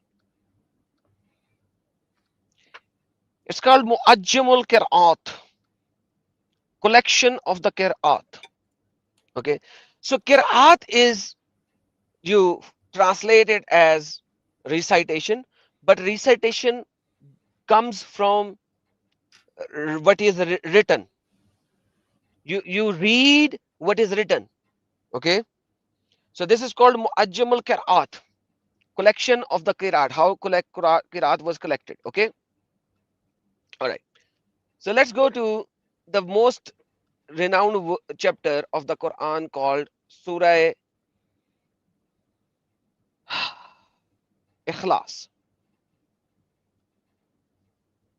This is the surah which is supposedly said, if you read it 4 times, you have recited, you have been given the sawab as if you have recited the whole Quran. That's how important this surah is. This surah is called the Surah of Tawheed as well. Here Allah is describing the Tawheed. Now the first 2 verses of this surah, Qul huwallahu ahad. You must have heard this very easily. If Yusuf would have been here, I would have had more fun. But Yusuf isn't here, so we're going to work without him. So he says the Qira al-Jamhur, the Qira of the majority right now, because by the time he's writing it, he's saying that this is the Jamhur, this is what the Qira is. Qul huwallahu ahad. But then the second line says, Wa Qira Abdullah bin Masud, Wa Ubay bin Ka'ab, which are the pen of the Ummah, Huwallahu ahad baghayra kul, without kul. So there is no kul in their Qira. Wa Qira an-Nabi, Wahi ane Abi Mas'ud wa Ubay bin Ka'ab, it said Allahu ahad without kul, without who. So 2 words are gone. And then another one is Allahu al-Wahid. Allah is the one, not ahad. This is the word it should be. The Muslim wanna say that Allah is the one, then this is the word that it should be. They actually did not accepted this qira'ah, which actually says Allah is the one. The current Quran says Allah is wahid, ahad, which means Allah is one of or some of. The qira'ah which they actually should accept if they want to say Allah is the one, it is this qira'ah which says Allahu al-wahid. Then wa qira'ah Umar bin al-Khattab, the qira'at of Umar bin al-Khattab wa Ibn Masud is Qul huwallahu al-wahid. This is the qira'ah. Qul huwallahu al-wahid, not Qul huwallahu ahad. Then the qira'ah of Umar bin al-Masud wa Abu Rabi bin Qashim, Qul huwallahu al-wahid as-samad. Now they joined two verses, the first verse and the second verse, and they joined it into one. Qul huwallahu al-wahid as-samad. And then there is another qira'ah, Allahu al-wahid as-samad, bagair qul wa bagair huwa. So you have the most important chapter of the Quran, which is the chapter of Tawheed, which is the chapter of Ikhlas, the chapter number 112, and nobody knows what the qira'ah should be. They just accepted one qira'ah, and that qira'ah is now the majority qira'ah, and full stop. Now you are going to go with that. Who said go with this qira'ah?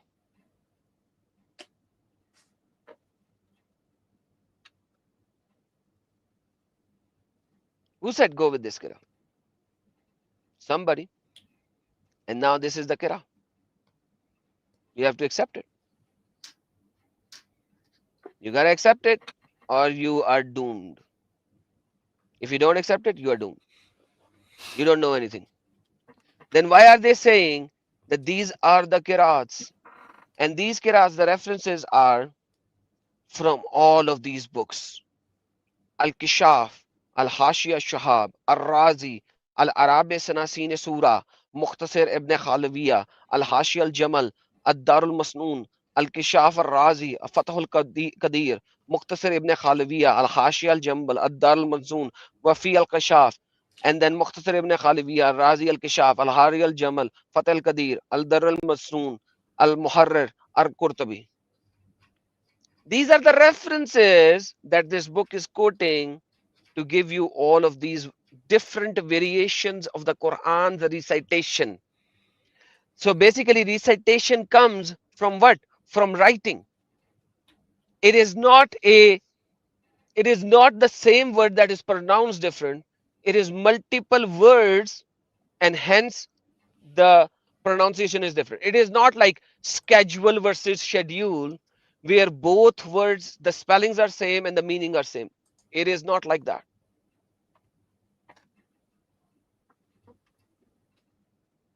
Do you understand Yeah. what I'm saying? Yeah.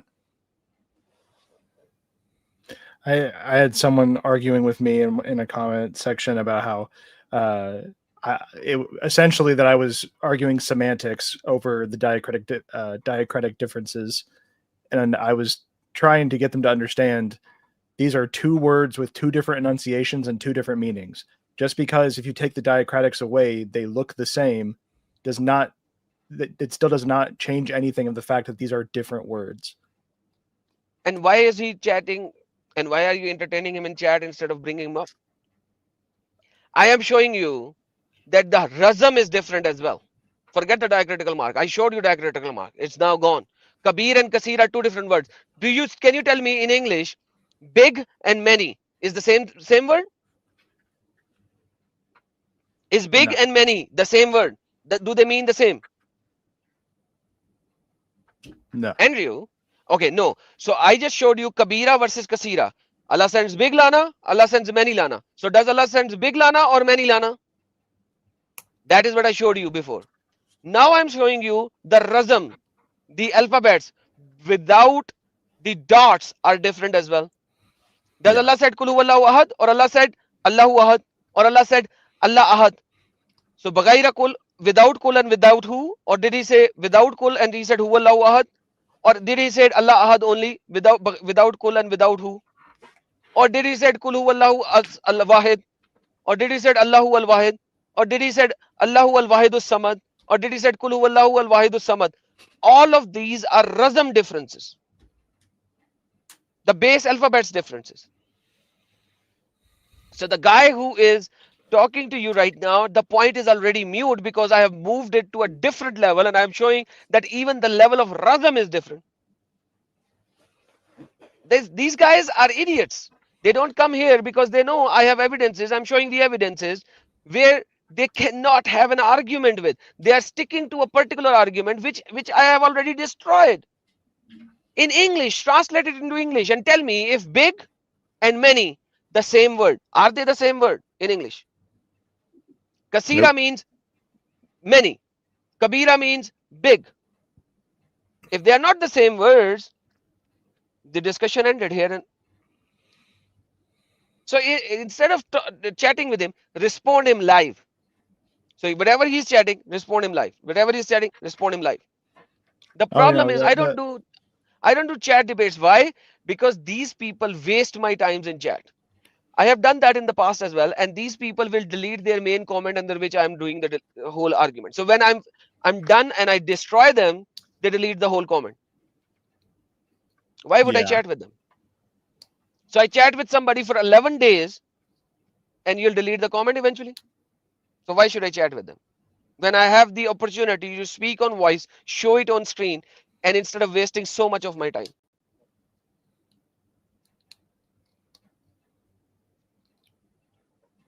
That's the reality. Christ rise. Thank you so very much. Ibn Masud was Muhammad's main scholar. Was he not? He was. Mm-hmm. He prayed for Ibn Masud as well. And then they did not even take the Ibn Masud's Quran variation.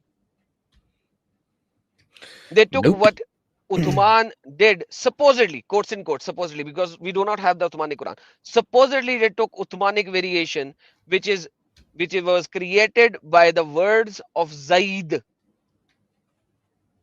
Whatever Zaid goes, goes. Not what Ibn Masud goes. But Zaid goes.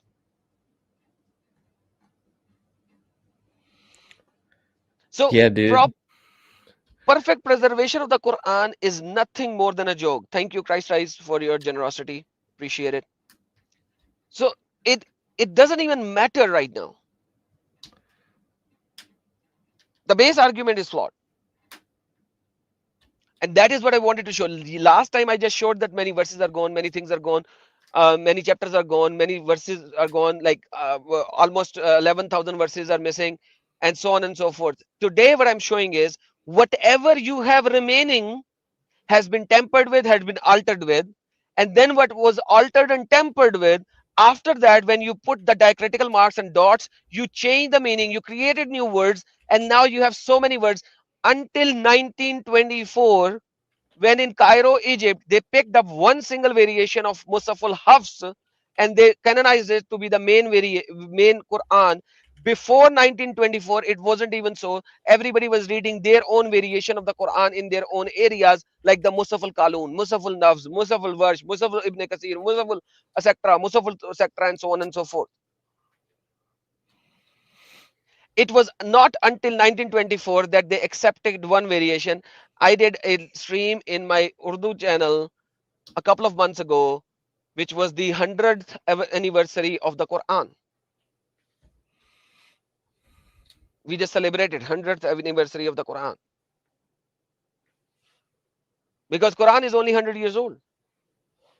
That's it.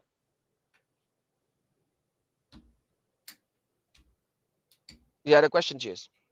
No, I'm just partying. Hey, raise the roof, man. 100 years of Quran. That's it. Quran is only 100 years old. Yeah, now it's a little over 100 years because we are working in 2025. So yeah. According to Daniel Hakikachu, those are the greatest 100 years of human existence. As that is human society got way better because of that. Really? If this is called way better, then man, okay, it's a Hakikachu. There are idiots in the world, and then there are idiots, and then when 1,000 idiots died, Hakikachu was born. You have to keep the balance. Because the yin yang balance has to be there, right? Yeah. 100 idiots died, Oh, and that's then crazy. the yin yang concept that somebody has to balance the scale. So Like, all right, let me just send one. It'll be equal to 100. There you go. That's Hakikaju. Oh my It's the goodness. balance of the scale of the yin yang. I'm pretty sure Hakikachu said that like education was leading people away from Islam. So like Well, he was. I Muslims watched a should clip stay from his dumb or debate. something. His debate was about that the atheists have higher IQs, and so he wants a low IQ society. Oh, he intentionally wants a lower IQ society. That is just awesome. Yeah, I'm yeah, loving it. I don't understand. I Okay, don't we have somebody in the understand. backstage. All right, Islamic clarification. What do you want to clarify? Hi, how are you? I hope you're good. I was listening to the argument of not preservation of the Quran, and I was surprised by how weak the argument is. Don't you get the reference from Bukhari and Muslim that we have multiple recitations of the Quran? We have 7 recitations, and the qira'at come from those 7 recitations. So is it something that you're pretending that the Muslims did not know, or did not we author these books, or our scholarship, or did they not print these books, or we don't need, or we don't know about the multiple recitations of the Quran, and we still say that it is perfectly preserved? So the argument which you're bringing, we already are aware of it. If you don't know about the qira'at, then it's not our fault, or you have an assumption that the qira'at should be preserved only the way of Hafs and Asim and Tariq al-Shatibi, not any other way. Okay, so did you watch the whole video? I watched a part of it, especially the last argument where you were mentioning Okay, some variations. so hold on. I allowed you to speak. Now it's my time. So you did not watch the whole presentation, yes? No, I did not watch it. Okay. Because you did not watch the whole presentation, you don't even know what my argument is. So I'm going to give you the argument in a very short manner right now, okay? And if you have any doubt, ask me afterwards. So when I'm giving you a summary of these two streams that we did, this is part 2, write it down when I'm speaking. Okay, don't interrupt me when I'm providing the argument.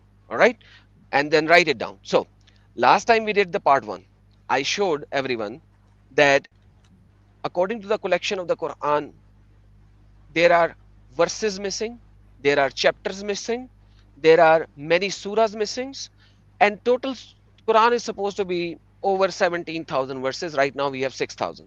This is what we showed last time, and I showed all the evidences where it is. Now this time around, and then I showed that Quran is supposed to be in 7 ahruf, Saba ahruf, because that's what Muhammad said. And Jibreel came and gave the Quran in 7 different ahruf. With that being said, this time in this particular live stream, I am showing that how this 7 ahruf became 1 harf. How? Then when first Abu Bakr collected the Quran, he made 1 Quran. Then Uthman took that Quran and he actually asked Zaid bin Haritha to write it in the Quraishi dialect. So Zaid bin Haritha had the authority to do whatever, because he said the rest of the 3 people, because there were only 4 people, not more than 4. This is how it is written, and the names are written. And then Zaid bin Haritha had the authority to do whatever he wants to and put whatever word he wants to, because supposedly Quran was given in the Quraishi dialect, which is negating that Quran came in 7 dialect. But that is what it's written in your Bukhari, that Uthman said Quran came in the Quraishi dialect. So Uthman already rejected the 7 dialect issue. Now, third point. At that particular time, Uthman actually made sure that all the Quranic Musafs, including the whole copies or the partial copies, should be burned. So Uthman actually removed all the evidences of the 7 qira'ats or the 7 ahruf, not qira'ats, ahruf. Then comes that you have 1 copy, and that copy does not have any diacritical marks nor the dots. And then what happened is every single person, no matter where he is, when they are adding the dots, they added dots in their location where they thought it is most convenient to put. For example, I showed you chapter number 33, verse number 36, where one wrote Kabira, one wrote Kasira. So Allah either sent a huge curse or Allah sends many curses. We do not know, because somebody puts the dot up, somebody puts the dot down, because nobody has the 7 ahruf of the Quran. Then I'm showing Mu'ajjam al-Qira'at, the different qira'ats. And then I showed from this book that Surah Ikhlas, which is one of the biggest important surah for you guys, which has only 4 verses, how that is actually have so many variations at this moment that we can see. So there is no 7 qira'ats of the Quran that is preserved because Uthman kind of made sure of it, quotes in quotes. He burned it. And then you do not have any Quran, early Quran, which has diacritical marks until the 10th century. So even the 10th century Quran that you have, which is called the Bru Quran, that does not have dots or diacritical marks on top of it. And now we are here where we have a very small portion of Quran remaining, and that Quran has so many variations because of how the dots and the diacritical marks were being marked at. This is the total presentation of the 2 different parts that we did. What is your question now? First of all, I'll go to the first point which you mentioned, that there were 17,000 verses. Actually, just a small heretic group believes that. And yeah, that group came and they believed that the real Quran was lost. And that's a very small heretic group. So Bukhari is heretic?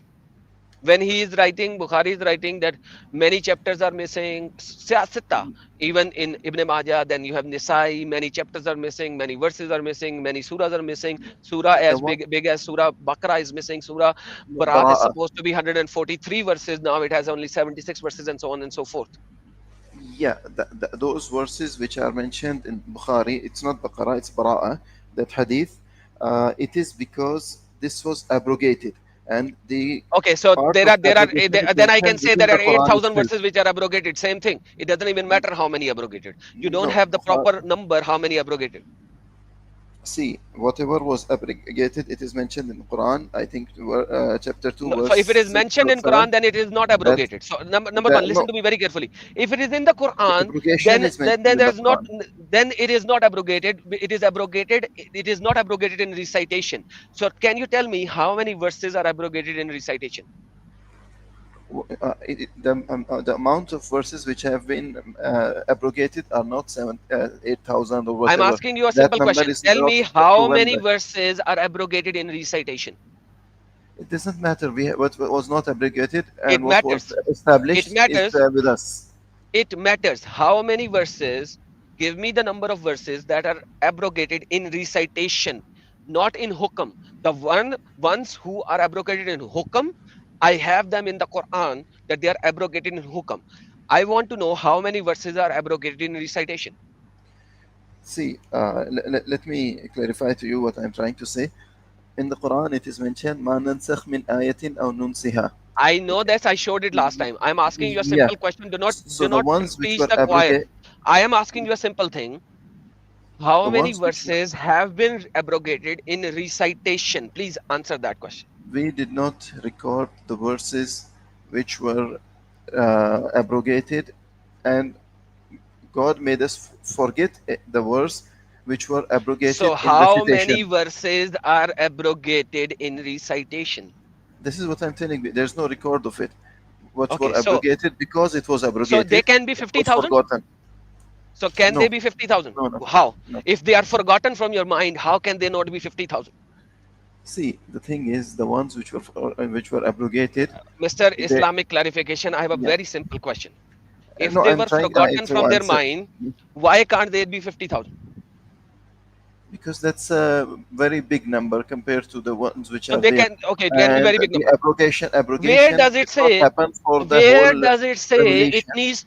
Where does it say it needs to be a very small number? See, it is something logical, even if the hadith which you are mentioning. So logical. So can it? So how? What is the percentage you think is logical? That is forgotten. See, we don't have the record of the ones which were abrogated. Because it's forgotten, right? Because it was forgotten, and it was okay. It was forgotten. And it was forgotten. It was forgotten. So listen. His attestation. Listen, I have a very. This is very important. So you are telling me that you do not know how many verses are gone from the Quran because they are forgotten. Yes. Forgotten due to abrogation. We should not whatever I'm asking you, dude, I am asking you a simple question.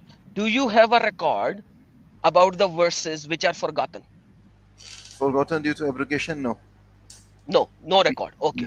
So basically, anybody can make up any number and say this is how many verses are forgotten because you do not have a record. No, they cannot make it. They should validate that number, right? It's How not- can they validate a number when you do not have a record of it? Yeah, then even the one who can Okay, make so it by how himself many is, how many not- how many not verses are valid. forgotten? How many verses are forgotten? We've discussed already this part, I think. So basically, it can be 50,000, it can be 10,000, it can be 8,000, it can be 5,000, it can be a million. Nobody It knows. cannot be that much. It It cannot be can that be much. it can be over 10,000 very easily. How many verses in the Quran right now? More than 6,000. 6,300, 300 something, right? Yeah, I think so. Yeah. Okay, Something like 6,400. Let's make a round figure. 6,400. How many years did Muhammad receive revelation? 23. 23 years. How many days are in a year? That is, I think this is the Islamic one, the lunar calendar. Okay. It has. How many? It has. 340? 340 something, right? 50, yeah. 350. According to 350 days in a year, you have 23 years of Muhammad. A verse in the Quran is 6,400. Muhammad was receiving 0.7 verse, 0.7 verse every day. That is stupidity. So basically, if Muhammad is receiving at least 2 to 3 verses per day, which is very easy because sometimes Muhammad was receiving the whole surah in one go, which had like 10, 15 verses. Sometimes he's receiving 3 or 4 verses at the same time. So basically, very easily, at Quran could be at least 3 or 4 times the size of the Quran right now. So by definition, Quran has lost at least 21,000 verses or 20,000 verses based on this very fact that Muhammad could have received at least 2 to 3 verses every day. Right now, the current Quran has 0.7 verse per day, which doesn't even make sense. No, see, the thing is, the way you're trying to calculate it is completely invalid. No, And it is very valid. contradicts the It is recorded very, very tradition. valid. It is very, very valid. So I am giving a simple maths. I am doing a simple math. So prove me that no, there were only 300 verses that are removed from the Quran. Proved it. See, the ones which were forgotten, we don't have. Thank maybe you. an Then exact- why are you arguing about Yeah. that? So Yeah, so but okay. it is If not there are somehow verses, if like there are 10,000 verses, or okay, listen, 8,000. listen. You don't worry about 20,000 now. So whatever X, let's put an X there. X number of verses has been forgotten, correct? It doesn't matter how many have been forgotten. It So has then been why from the last 10 minutes you are arguing that it cannot be 20,000? See, I'll tell you something. When you say it's 20,000, that means that the most of the Quran has been forgotten. That's not the Yeah, fact. most of the Quran has Yeah. been forgotten. The verses were Prove forgotten. me that most of the Quran has not been forgotten. See, a part of the Quran was abrogated, and we know about it.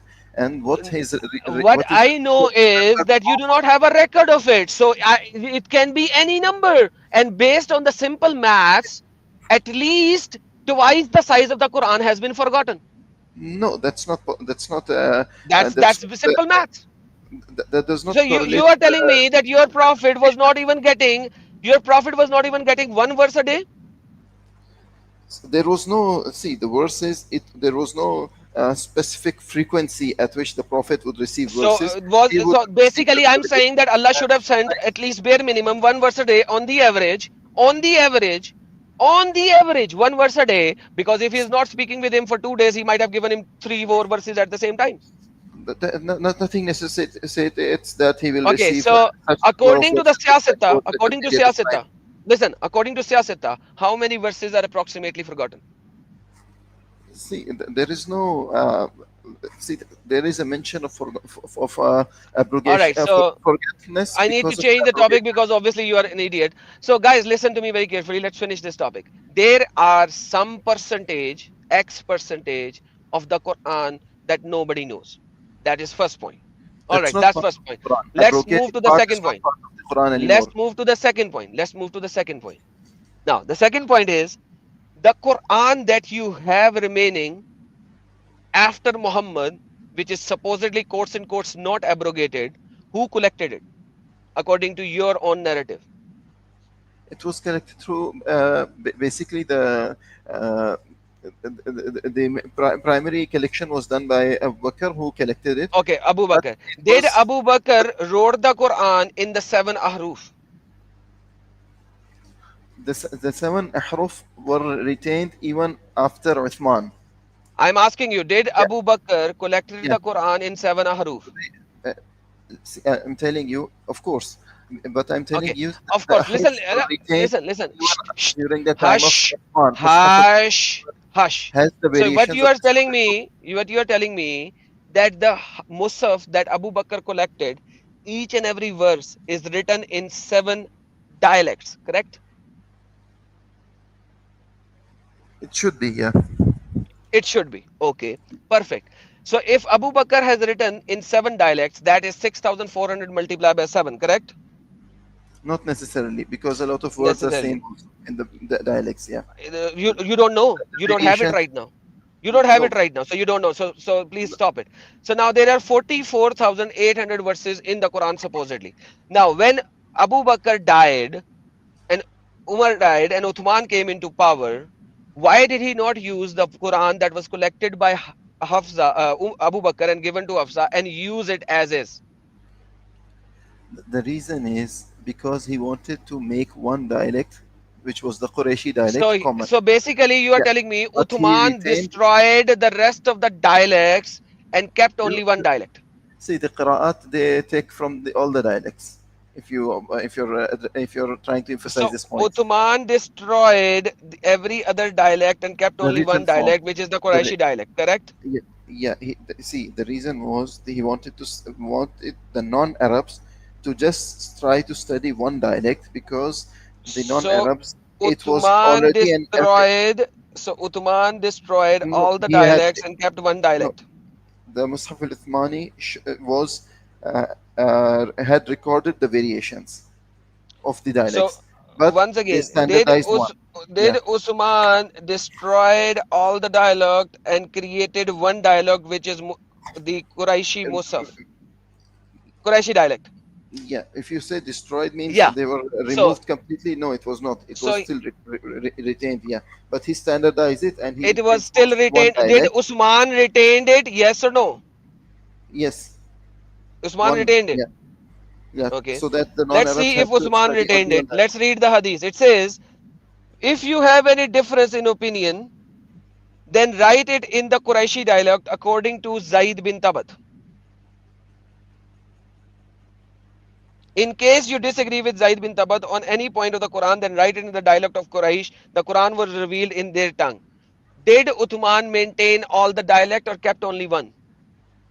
Here, this is the standardization.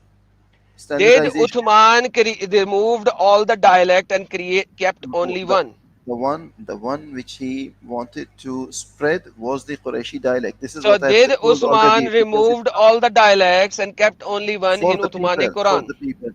for the Did people. Yeah. Uthman removed all the dialects from his Quran and kept only one? We have already discussed this. I don't know why. Did you're repeating the question again. Uthman kept only one dialect and removed the others right in front of you according to this hadith? Yes or no? We already discussed that he retained the Qurayshi dialect for the people, Yeah, so they have to so study just say one. it, Uthman Especially for the only non-Arabs. kept one dialect. Yes? If you're saying the other 6 dialects are lost, that's false. I will talk about that later. Did Uthman kept only one dialect, which is Quraishi dialect? For the provinces, yes, yeah. Did Uthman created multiple Qurans or was one Quran only? One. Thank you. Did he removed all the dialects from the and kept only one dialect? Yes or no? Yeah, he retained. He Retained only one. Thank you so very much. Now, what he did with the rest of the Qurans?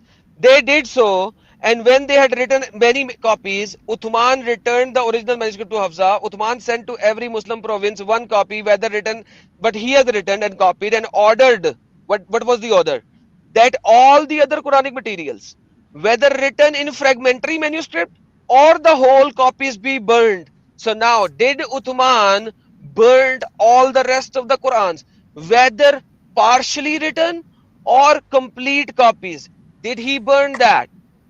After recording it in his Mus'haf, yeah. So This is then what he did, obviously he retained only one Quranic variation, that is called the Quraishi dialect. So he removed all the other dialects, burned them.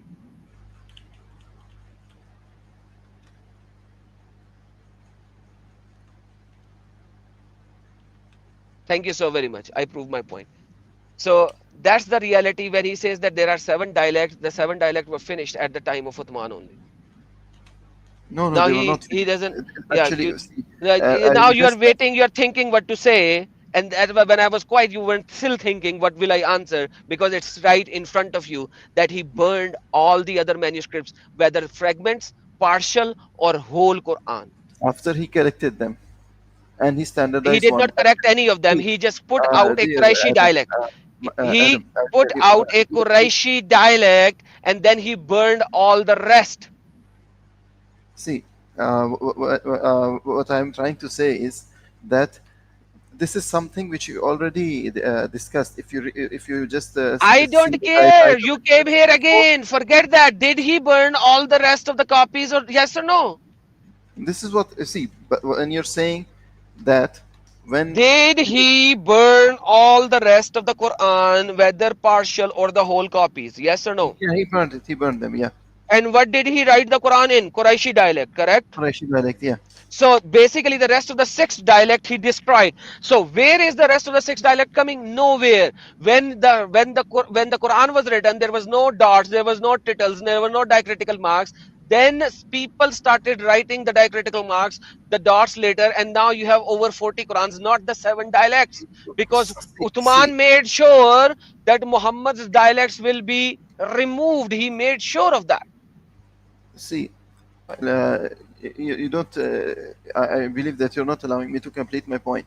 See, the thing is, You made your point. I just showed it to you that your point is bogus according to your own hadith that you accept.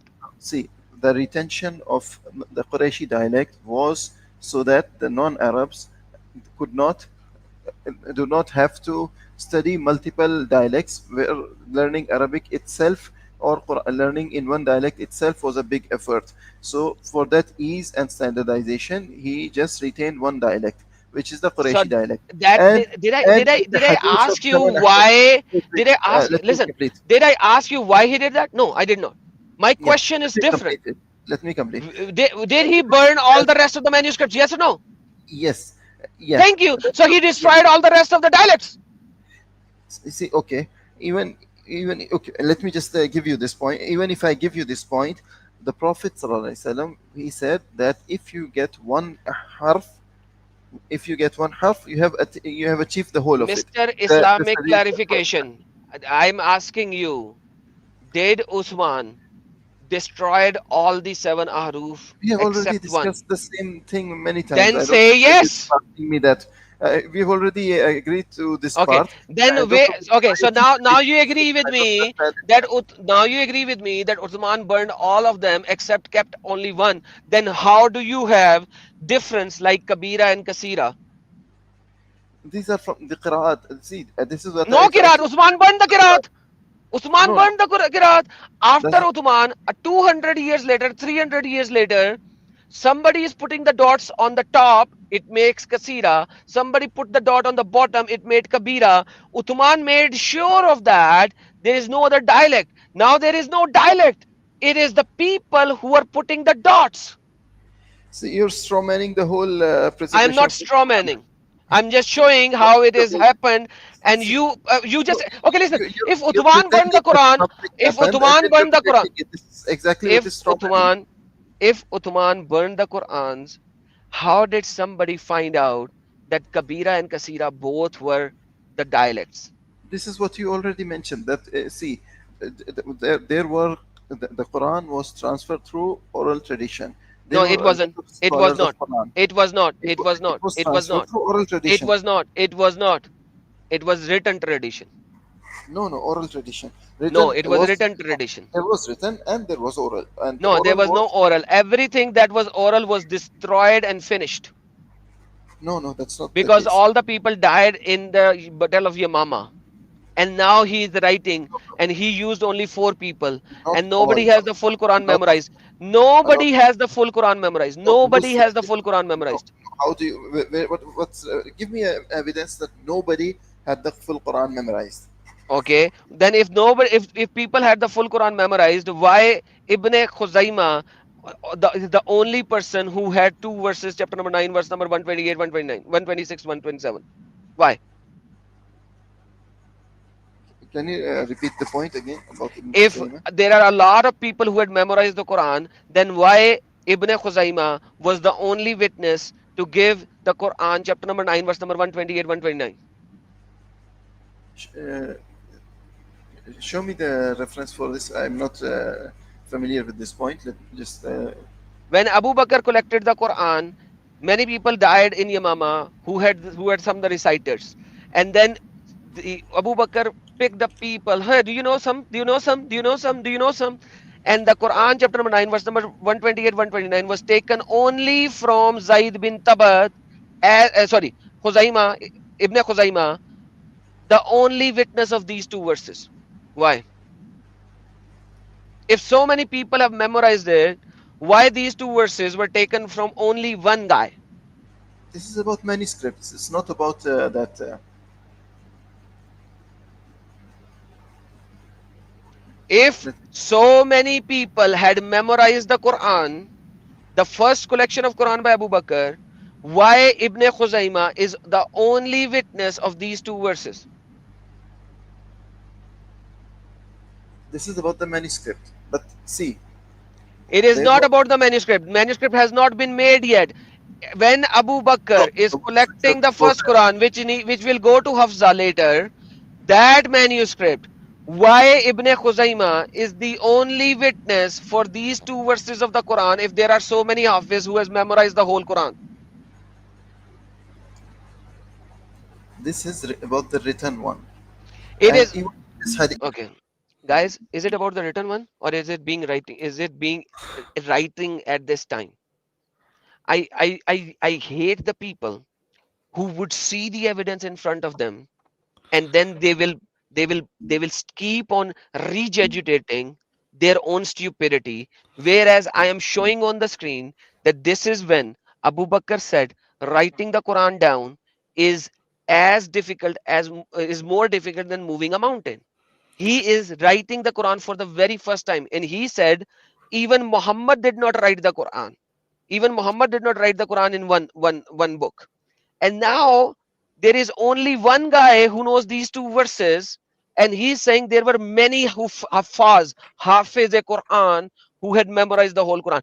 There is nowhere in the Islamic scripture that you will find that there are many Hafaz of the Quran at the time of Uthman or Abu Bakr. Nobody knows what the full Quran is at that time. Why these people regurgitate the same thing again and again, even when they have the evidence in front of them? Can you please answer me that, any of you, Andrew or Chase? I think I'm guessing the argument that he was making was that, oh, well, these weren't memorized. This was about the manuscripts. But that makes It wasn't things about the worse. manuscript. This is the manuscript is being right now. The manuscript is being written. It is not even written yet. Ibn Right. Khuzaima is the only guy who had these 2 verses. Then Yeah, it means well, there is not a single person who has the full Quran memorized at that time. yeah, that's the problem, because if you say that this is about the manuscript, then not even Khuzaima had it memorized, so nobody had those 2 verses memorized. It was just written, so that would be a bit of an issue. Because if it is already written, then there is an evidence of written. It is the memory right now. So I think he has thought about another pretzel show that he wants to give. Let me give him that. Okay. So did you think about something else now? no, I just want to. I want you to scroll it up. Yeah, okay, actually. So I started compiling the Quran by collecting it from the leafless stalks and date palm trees. This is what was written. It was not like, so for that it is mentioned. It's not what you're trying to imply, that only one guy just came and Keep on reading. from the pieces of leather and hides from the stones and from the chests of men who had memorized the Okay, Quran. so from the people who has memorized the verses which are not even written in those things. Okay, next. I found the last verses of Surah At-Tawbah. This is mistake. Sirat. Okay, where leader has come unto you an apostle from amongst yourself, from Khuzaimah or Rabbi Khuzaimah, and I added it to the rest of the surah. See, the thing Okay, is, so these two verses were not with 10 people. They were only with one guy. no, the group who were collecting it. It's not. See, again, if Abu even if you Bakr, go no, listen. Abu Bakr is collecting it from everyone. So he's asking everyone, do you know some verses? Yeah, I know some verses. Do you know some verses? I know some verses. From the chest of people. In this one, it is the first time collection. This one is not limiting 4 people. Uthmanic manuscript is limiting 4 people. Here, Abu Bakr is collecting it from everyone's chest that he can find of. It says from the chests of the men, because not everything was written. Some things were in the chest of the men. So these two verses have only one guy that has in the chest. The rest of the people does not have in the chest. Otherwise, this guy's name was not mentioned solo. Why is not any other verses mentioned? None of them, only these two. Now, these two were only with Abi Khuzaimah. you want me to reply now? See, basically, even using this argument, even the verses which were brought from the group which were collecting the Quran, not all of the Muslim body, they have recorded even the number of even these verses which were brought from one person.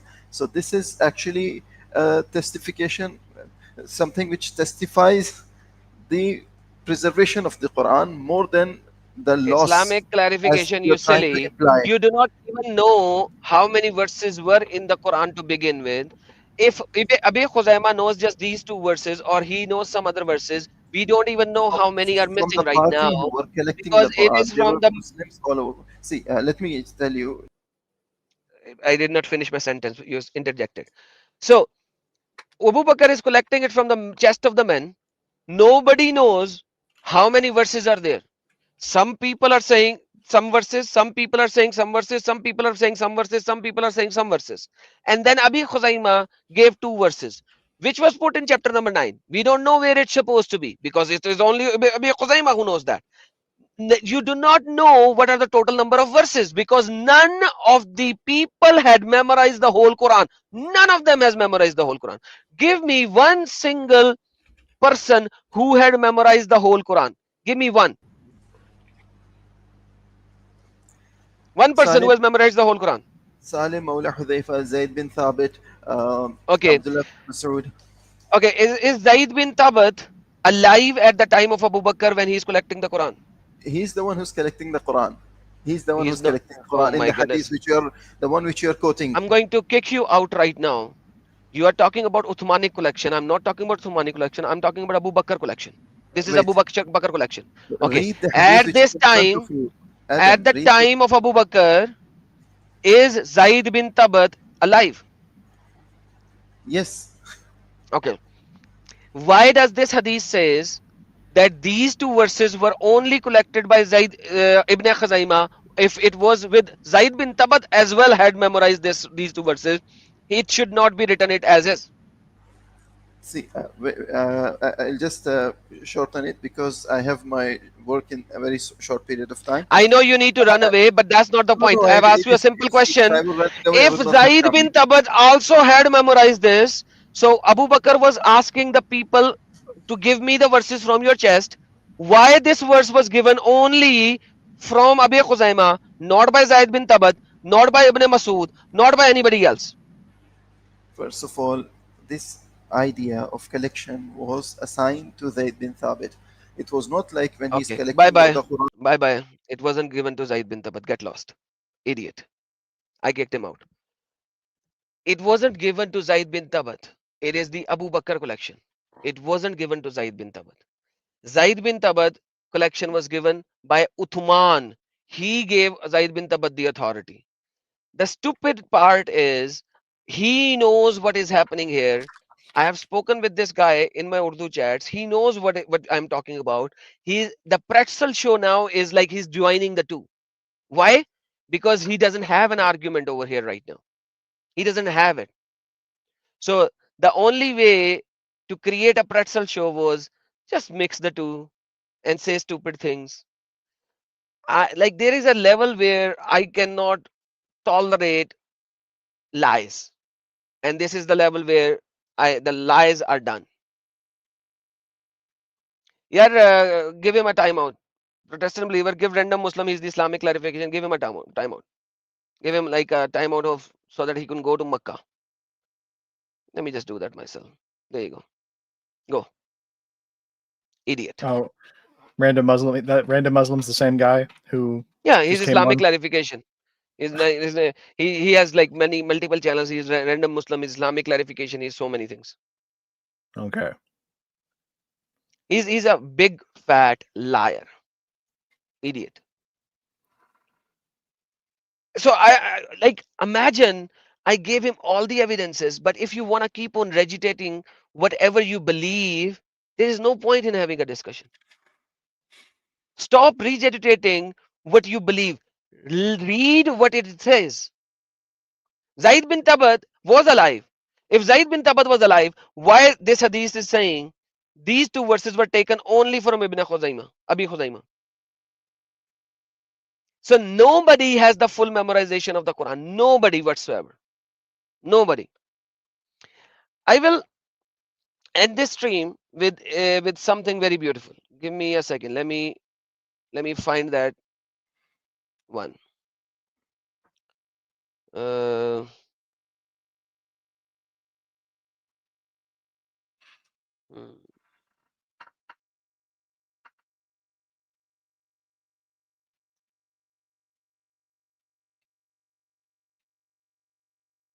Okay, I found it.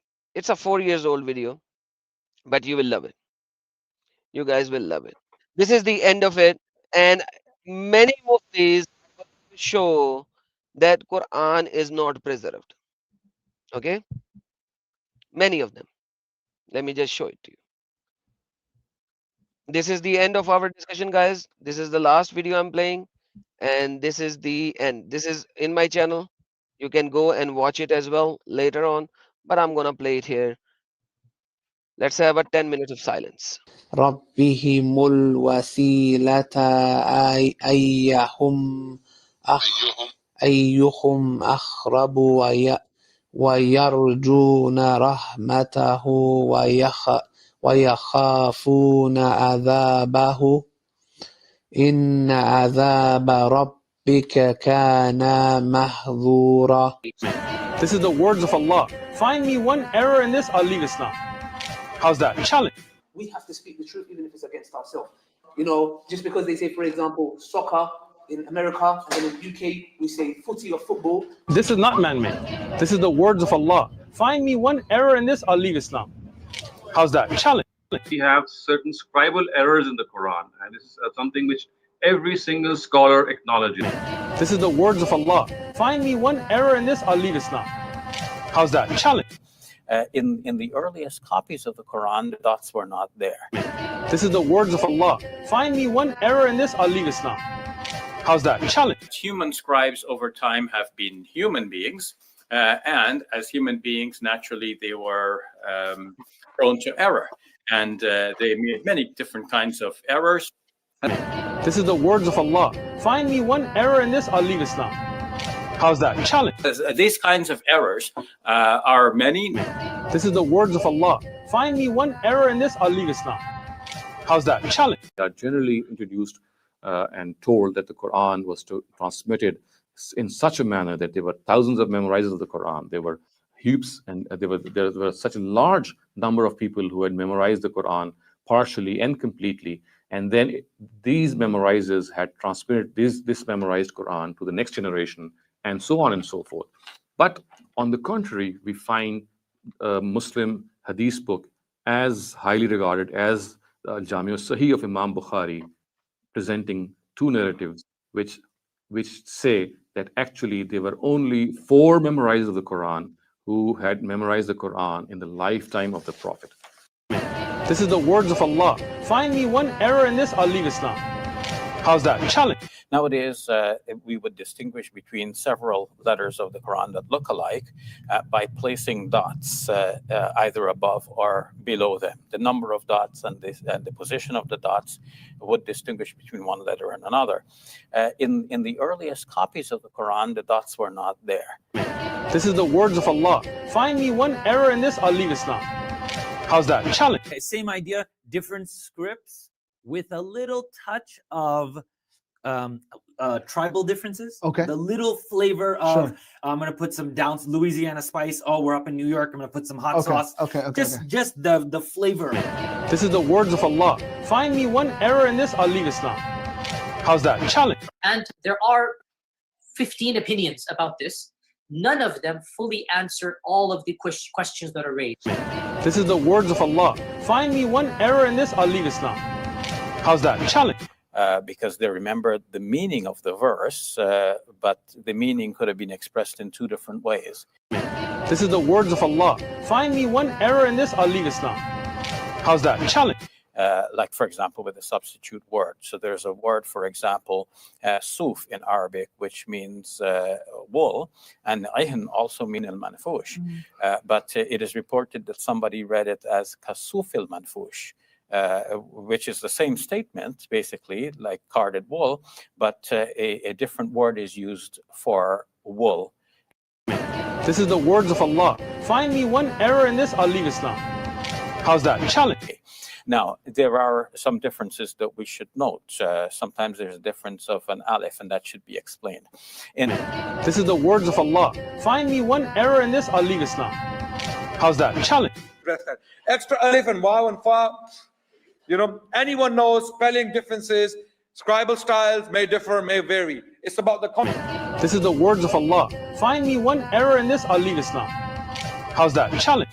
In the earliest writing of the Quran, sometimes the long A was not written. So there is an Arabic word qala, which means he said, that's written with a long A. But in the earliest manuscripts of the Quran, it might have been written without the long A, so it looks like qul. And one might mistake it to think that it means qul, but only... This is the words of Allah. Find me one error in this, I'll leave Islam. How's that? Challenge. Well, the different ways of reciting sometimes give you a different shade of meaning, but... This is the words of Allah. Find me one error in this, I'll leave Islam. How's that? Challenge.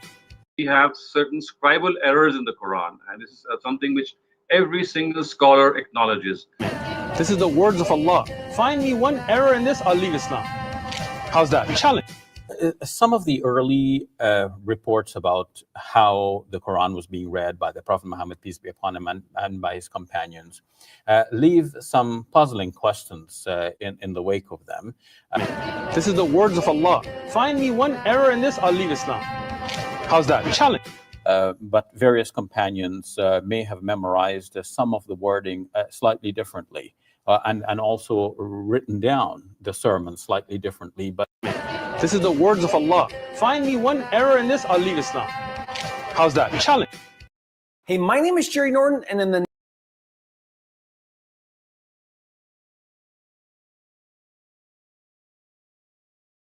standard narrative does not answer some very pressing questions. This is the words of Allah. Find me one error in this, I'll leave Islam. How's that? Challenge. It is reported by Anas ibn Malik. He says, Mat al-Nabi, walam yajma'il Quran ghayru arba'a. And then he names those four persons. Abu Darda, Mu'az ibn Jabal, Zayd ibn Sabit, Abu Zayd. So it says that these are the four people. Only the style is very restrictive. It says, Lam yajma'il Quran ghayru arba'a. This is the words of Allah. Find me one error in this, I'll leave Islam. How's that? Challenge. We have certain scribal errors in the Quran, and this is something which every single scholar acknowledges. This is the words of Allah. Find me one error in this, I'll leave Islam. How's that? Challenge. Even the earliest versions of the Quran have these scribal errors. This is the words of Allah. Find me one error in this, I'll leave Islam. How's that? Challenge. There are numerous examples in which we can see these scribal errors in which an extra va or extra ya or an extra alif is found in these versions of the Quran. This is the words of Allah. Find me one error in this, I'll leave Islam. How's that? Challenge. Rest that. Extra alif and waw and fa. You know, anyone knows spelling differences, scribal styles may differ, may vary. It's about the content. This is the words of Allah. Find me one error in this, I'll leave Islam. How's that? Challenge. We know that in Hadith literature there are Hadiths which tell us that the Quran that we have is incomplete. The Rajam verse is a very typical example. It is called Mansukh Tilawa Dunul Hukum, which means that it is there. Yeah. Just the recital has been abrogated. Then we have the suckling verse, which the mother of faithful Aisha said that the Prophet had just died, and they still read that verse in the Quran, and we know that it's no longer in the Quran. This is the words of Allah. Find me one error in this, I'll leave Islam. How's that? Challenge. And there are 15 opinions about this. None of them fully answer all of the questions that are. This is the words of Allah. Find me one error in this, I'll leave Islam. How's that? Challenge. Yeah, it says in chapter 25, تبارك الذي جعل في السماء بروجا وجعل فيها سروجا منيرة. There's two qira'ahs. One qira'ah says sirajan munira and surujan munira. So the sirajan munira means a shining lamp, and surujan munira means many stars. So a shining lamp means a star. This is the words of Allah. Find me one error in this, I'll leave Islam. How's that? Challenge. Jibreel came to the Prophet reciting the Quran twice in Ramadan before he died. So This is the words of Allah. Find me one error in this, I'll leave Islam. How's that? Challenge. I want you to write here just one Quranic verse. Quran 3:146. दोनों ना मेरे गज़वा ओद में दांत टूटे हैं मैं मुज़्निल नहीं हूँ. Whom the Prophet ﷺ said, if you want to listen to the Quran directly, listen to Ubay. Ubay is not some even average Sahabi. He is the Qari of the Quran. He is the master. He is who he is. And he goes, فَدَخَلْ فِي نَفْسِي شَكْ. What is all of this stuff? All right. So even Ubay got the shak in his mind, and I showed it last time, the hadith as well, where Ubay said that I had doubt crept into him after listening to that. So this is how the reality of it. This is the reality of it. You need to understand. This is the compilation that has been done for all of you guys. You can have this and share it with everyone that you want to share. There you go with the video. Almost every Muslim apologist agreed to the fact that Quran has been changed with, altered by the Sahaba, changed, edited, scribal errors, extra alif, dots were created later. Because of the dot, the words were different and everything. And this is the remaining Quran, the Quran that has been remaining after all the verses that has been forgotten, that we don't even know how much. And yet somebody comes to me and say it is perfectly preserved. This is like, do they have a different definition of perfectly preservation? What is the definition of perfect preservation? When there are scribal error in it, when the dots were created later, the dots changes everything. There are different words in the Quran. Many stars or one star. Like it's unbelievable, the audacity of these people who would still say that Quran is preserved when every single scholar knows it is not preserved. When the audacity of these people that there were many the Qaris of the Quran, many Hafiz of the Quran, many memorizers of the Quran, when the Bukhari's statement is so restrictive that there were only 4 which did the collection. Only 4. Lam yajma'il Quran. Lam, not more than. And then you are here and you are giving me, you're telling me that it is perfectly preserved. I think you need to create a new definition of perfect preservation. If all of these errors in the Quran are mentioned by your own scholars, yet you have the audacity to say it's perfectly preserved, this is how stupid it is. That is why Yasir Qadhi said there are holes in the narrative. Huge holes in the narrative. That's all what I would like to say. I think we have covered every aspect of it. Chase and Andrew, any last words before we close the stream? Yeah, I just wanted to give you an update. The foster cat not only did step on the Quran, she knocked the Quran off the couch and she chewed on it. So Definitely a pagan cat. She was not an Arab cat for sure. I wish I should have taken my camera down and like turned it to show everyone. It was pretty funny. I had to stop her multiple times, be like, quit messing with that. That's a very, very evil cat, man. That's a very evil cat. We need to get rid of this cat. We're trying. Probably we won't. Yeah, personally, so I would really just like to plug my favorite tafsir here, if you wouldn't mind throwing this tafsir up. It's my favorite one.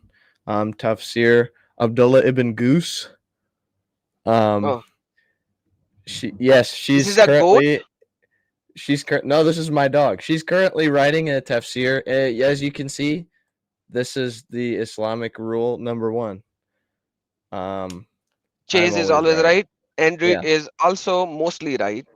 Yeah, Adam so and that's Osama good. can be somewhat right, but are mostly unreliable due to their actual use of real Islamic sources. Zoom in so that I can read it properly. Zoom in. Okay, yeah, sorry. You don't zoom stuff. Okay. Always remember that this book was written by a caravan robber who got down Yeah, with the anyways, 9 years. we don't need to really read the rest of that. I need but, to you read the know, tafsir, man. Yeah, well, it's a good one. We'll get there. She's still working on it though. Anyways, but yeah, no, this is a real picture of her when she visited her wherever that is. That's a good picture of her. Let me Uh-huh. read what the tafsir is. Okay. Zoom it. We can. There we go. Oh yeah, this also has to do with David. Sorry. Always remember that yeah. this book was written by a caravan robber who got down with a 9 years old girl, which Muslims now proudly admits it grape. Grape. Okay, now that's the word from Hakikachu. Because of what David Wood said, he did when he was like 18 and not a Christian. Absolutely. By the way, that is like nobody actually did this argument with me. I would love to have this argument if Oh my somebody comes up gosh. and say what David Wood did. I am so waiting for this argument for some Muslim Yeah, to bring me it. too. Always remember that Allah wrote the Quran like a third gender and often needs help conveying what he really means, as the Quran makes mostly no sense. Perfect. That's a great tafsir. Those are the first 5 rules. There's going to be more rules. So yeah, but those are the first 5 that she's told me so far. But as you can see, she's a very distinct tafsir writer. You know why? Why do you have black dog? You know, black dog is a devil. Yeah, So you have a devil in your house. it's true. Man, you and Osama are so mean, man. He has a black dog. I'd you have a black dog. I'd rather have her So do than I. Allah though, so he can skedaddle. All right. Christ said, can we make people aware of the genocide in Nigeria? Hardened Islamic killing Christians. God bless you. I think everybody knows. If they do not know, they should know. This is happening from the last like 6-8 months already. And it has been happening for a very long time, but now in the last 6-8 months, it has increased tremendously. They are destroying villages after villages, and no, they are not letting anybody live. But quite frankly, we telling that on this small YouTube channel will not make any difference. This needs to go to the proper authorities, like the people who live in US, live in Canada, live in Europe. They need to send these to the authorities so they can push it, because this is a democratic country. So in democracy, you can use your mayor or something and push it as a narrative to support them. Like otherwise, like a YouTube channel cannot do much on this. Like what can we do? Talk about it? That's it. But like you as individuals living in your own societies, no matter where you live, you need to gather your people and you need to start pushing it to your local level and make them push to the higher levels. And it, like, unless you guys do it individually in your areas as a group, nothing is going to happen. Literally nothing is going to happen.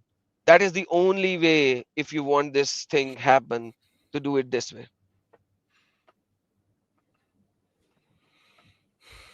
And Blackpink, thank you so very much for super sticker, and thank you everyone for being here. Thank you guys for your generosity who provided the support, for financial support. Appreciate it.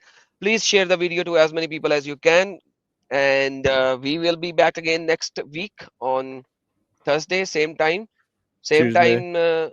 6 I'm o'clock. sorry, Tuesday. Sorry, not You Thursday, wanted to do Tuesday. 6 o'clock, right? Are you guys Adam? available? An hour Well, I early? know we had talked about that. Yeah, 6 I- o'clock works fine. Yeah. All right, I'm from fine to next do 6. Tuesday, we are going to do that at 6 CST, 6 p.m. Yep. CST, a little Sounds good. early. So let's see if you have friends in the UK, they can join in now because it's 6 CST. 6 CST will be It's like 11. 11 time, in I think. UK, 11, 12 in UK, I think. Yeah. So it will be a little better, I think. And hope to see you all next Tuesday. Oh, Take we will care. also be Mhm. covering Solomon, right? Is that what we were going to do? Did you want to cover Solomon in the Quran, Adam? Yeah, that'll be fun. Okay, Definitely cool. do that. So, yeah, I will be presenting. Hopefully, I have a whole presentation ready, but I'll be presenting on how Muhammad essentially plagiarized everything about Solomon from the Talmud and extra Quranic materials. This is the same. Are you the same chaser? No, that's not me. Is it another chaser? What happened in Dearborn MI event? I don't know about this event. Do you know about this event? Look it up. Brother Adam, can you please cover today's Dearborn, Michigan event sometime? I don't know what happened today. Like what happened in Dearborn today? Who knows about it? I don't even know about it. I'm trust me, I'm not Allah. I do not know everything. Sometimes someone has to tell me what happened. Like You're not you the gotta, all knower. you gotta tell me what happened. Like what happened?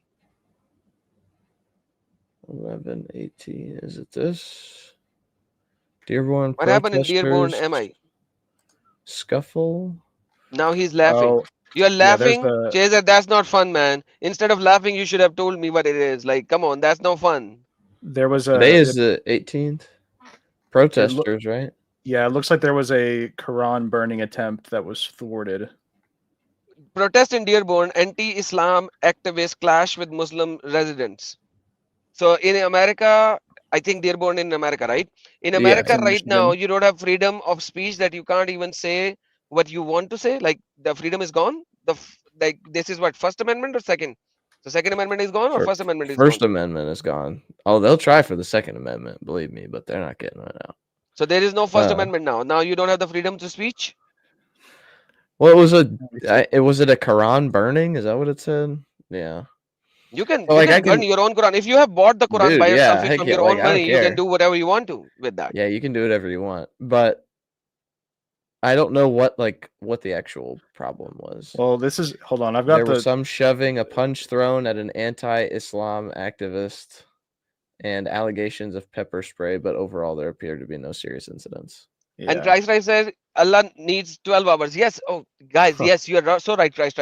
Even Allah does not know my deeds for 12 hours. How can I know what happened before 12 hours? Come on, Sure. man. You know, Allah is given my deeds after 12 hours. So for 12 hours, Allah do not know what I did.